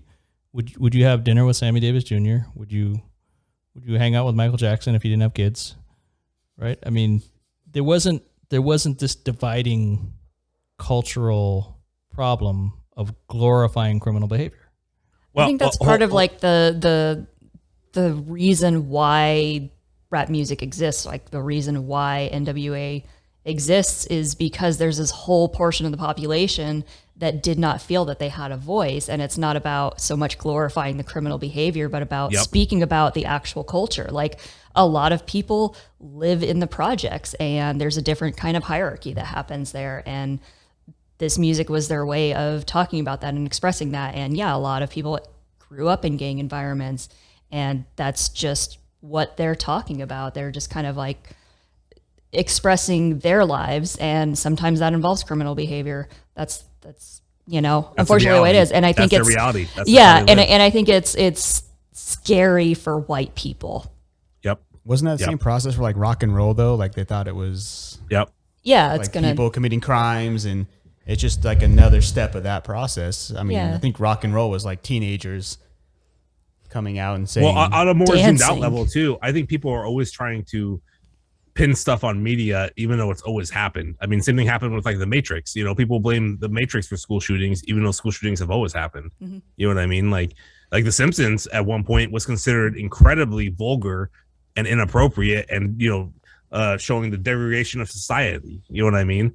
And especially compared to what we have now, it's like Simpsons wasn't even vulgar at all. But people, I just feel like people are always looking to blame something else other than society, or I don't know. Yeah. I mean, and if you want to go back far enough too, fucking dumbass kids were jumping out of windows back in the 60s trying to imitate Superman. Yeah. I think if you had the same lyrics, the same message by a group of white kids, it wouldn't be scary for mainstream society. Right. In America. I agree. I think a lot of it is it's coming from this minority group that white people are afraid of. Yeah, and NWA especially in particular, I think they were the first ones to really resonate over on the scale that they did for what they were saying, because everything that NWA specifically rapped about was based off of real life stuff. You know what I mean? About police brutality, about being forced into not being forced, but the environment leading to drug dealing or doing this or that, essentially committing crimes, like you were saying. Like it's just. It was all cumulative, and it was going to come out eventually. Now, if we're talking about like rap nowadays, obviously there's a lot of differences. But if we're talking about rap in general, a lot of rap just gangster rap in particular. Exactly. And back in that's the thing too, is that gangster rap in on itself has changed throughout the years. If you look at like NWA and then like how that evolved throughout the 90s with other people and groups coming out, a lot of the message started changing. And eventually the genre got taken over by people that just were just using the genre. They were pimping it out. They were, they're not gangster rappers in my opinion. Like the gangster rappers were actually rapping about, they were essentially talking about their lives, Yeah. Is that not the function of art and music, is to express your life? And if it's not provocative, and essentially the posers took over, I guess. Yeah. If that's the way to put did it. gangster rap die with DMX? So are we presenting role models to our youth that don't have developed prefrontal cortexes yet? We always are. I mean, I don't think that's gangster rap's job. I don't think that's the artist's job. That's your parents' job. I'm not saying that was the intent or that there was a job. I'm saying this is the effective outcome. I'm thinking it always has been. It always will be. Yep. And that's part of kind of that developmental process as a teenager is, do I like the alluring, sexy things? If it's not in gangster rap, they're going to find porn on the internet. I mean, some way they're going to get into the dark and dirty stuff of society that, we don't want them to see, and we don't want to pervert their minds, but they're going to find it out anyway, because that's what teenagers do. That's what their curious little brains do. And okay, so let them have exposure to it and talk about it with them. Be like, hey, this is an artist. He's doing this for his art. That's not how he actually speaks to his mother. So 80% of black households have single mothers? Is that correct? That's a bit of a leap, but okay. I don't know. Is that an actual stat? Maybe. I don't think. Is it more than 50%? It's not too far off of that. But that's also like a very multi-layered question. Like, you know what I mean? Or not question, but like that has nothing to do with gangster rap. I mean, gangster rap is definitely a part of it in terms of like the overall culture and like the way that things have played out over the last 70 or so years. Yeah. But like but it's not incorrect. So how do we get black Americans to be more a part of America? How do we bring them up? They are a part of America, though. How do we get them out of the ghettos and out of the prisons? Black people and black history are a part of America and American history. I mean, for all the bad things that have happened, it's not. I don't think that there's any people that really. I guess there are probably actually. Now that I think about it, a significant portion of the population that believes that Black history may not be American history, but it is. You know what I mean? Oh, totally is. Like, well, okay, let me pose you this question. If a dude walks into an interview dressed like NWA, is he going to get the job? Or should a Black American just wear a polo shirt like this? It depends on where they're going and what they're going for and what the culture is of where they're applying. I mean, some places, I mean, if he walks into like, I don't know, what is the shoe place, Zappos? Where they just sit on like beanbag chairs and stuff. Fashion's a thing, you know. I mean, yeah. Like, you'd be better off dressing, you know, fashion-wise and sensibly in terms of like what you're wearing. You know, it makes sense. It looks like you know actually what you're doing. Well, what you're wearing communicates compared to being an accountant. Communicates your intentions to the world, right? I mean, I wear different things at work than I do when I'm not at work. Yeah. And that's because of the profession that I've chosen. Yeah. But I think also like dressing like NWA, I mean, you could say that with anything. That's just an unprofessional dress, not because it's anything to do with NWA. Wearing a hat to an interview, a baseball cap is inappropriate regardless. You know what I mean? Wearing jeans and ill-fitting shirts is bad for any interview, regardless of whether or not you got it from, you know, gangster rap or not. Okay, so if you wear a White Sox cap to the interview, that's probably not a good example. If you wear a Milwaukee Brewers baseball cap, right? That's just saying I love baseball. I don't know. But it's also unprofessional. I don't know anyone that's going to wear a hat to an interview. Yeah. Of a professional. Yeah, that's what I'm saying. Like that's why it's like it doesn't like I don't know. Like I have a hard time relating to that example because of that. Because like it doesn't matter what the content is, the overall attire would be inappropriate no matter what. Mm-hmm. You know, you could be wearing a MAGA hat and be the same thing. It's like, why are you wearing a hat at all? Especially a political thing, you know. So, I'm going to try to help Emmett's argument. So help him dig that hole. if rap music had a different tone, if it was less gangster and less hate on cops and whatnot, would it be beneficial for the Black community to kind of like be more interested in school? Because rap music may kind of push. I think the discussion, like it's not that concrete. Like, I mean, a musical artist has the right to portray their music as the way that they see their life. And if you grew up in a housing project that was run by gangs and you dealt with a lot of police brutality, that's your life. And we see something that's having a destructive effect, shouldn't we try to help them? It has nothing to do with the music. I mean, that's a systemic problem. That's a societal problem. Yeah, so if that wasn't their life, keeping them where they're at than music. Yeah, if their life wasn't that, then that's not what the music would be. You know, country music is about, you know, your horse and your dog and your truck and shit because that's fucking the your life. Sister. Yeah, fucking your sister. And, don't talk about that in country music. Got to go brush my tooth and, you know, because that's the life. No, but they actually don't sing about bad dentistry and incest in country music. They sing about happy shit. They sing about riding a tractor. Riding a tractor. There's a lot of tractor songs, a lot of beer drinking songs, boating. I remember that Carrie Underwood song when she talked about vandalizing a man's truck. That's a great song. Because she suspected infidelity. Wasn't even proven in a court of law. I don't know. That hit deep with you. That's a felony, what she did. That's pretty much gangster country. For the record, I'm actually not on this all the time. Liem keeps bringing it back because he's trying to get me to dig the hole. It's like, why? No, the whole thing, like talking about like addressing the Black community, also I feel like is disingenuous in that, like, think about like the opposite. There's no Black people here at all. Well, no, not that. Part of the like, issue. Do you say that like white people need to address the issue of white people committing mass shootings in public places? You know, no. Right. Well, then you also shouldn't say that all Black people are responsible. No, I'm for saying controlling. America should do things that sure, but stop mass shootings and stop ghettos and stop criminal behavior. We should, but we don't want to spend the money to do that, and we don't want it in our backyard, regardless of what it is, whether it's homelessness or ghettos or you know, gang-infested areas. Unironically, I think The Wire is one of the best things that like shows like how the problem is systemic. I don't know if you guys ever watched The Wire. I need to watch it. I hear it's amazing. Oh, okay. It is literally the best TV show that's ever been made. I will say that right now. And that there is strong words. Strong words. No, 100%. The best show ever. And every season deals with a different level of society. So the first season is just the projects and the cops. The second season has to deal with the schools. Is it a documentary or what is it? No, it's an HBO TV show. Best television show of all time. Look it up online. Like it's on HBO. I've heard every good episode's things. like a 9.8. It's and the amount of the guy who created the show and actually wrote a lot of the episodes, he was a crime writer in Boston for like 30 years. So he actually knows about this stuff. Like he understands it. And he had a lot of cops that helped him develop the story.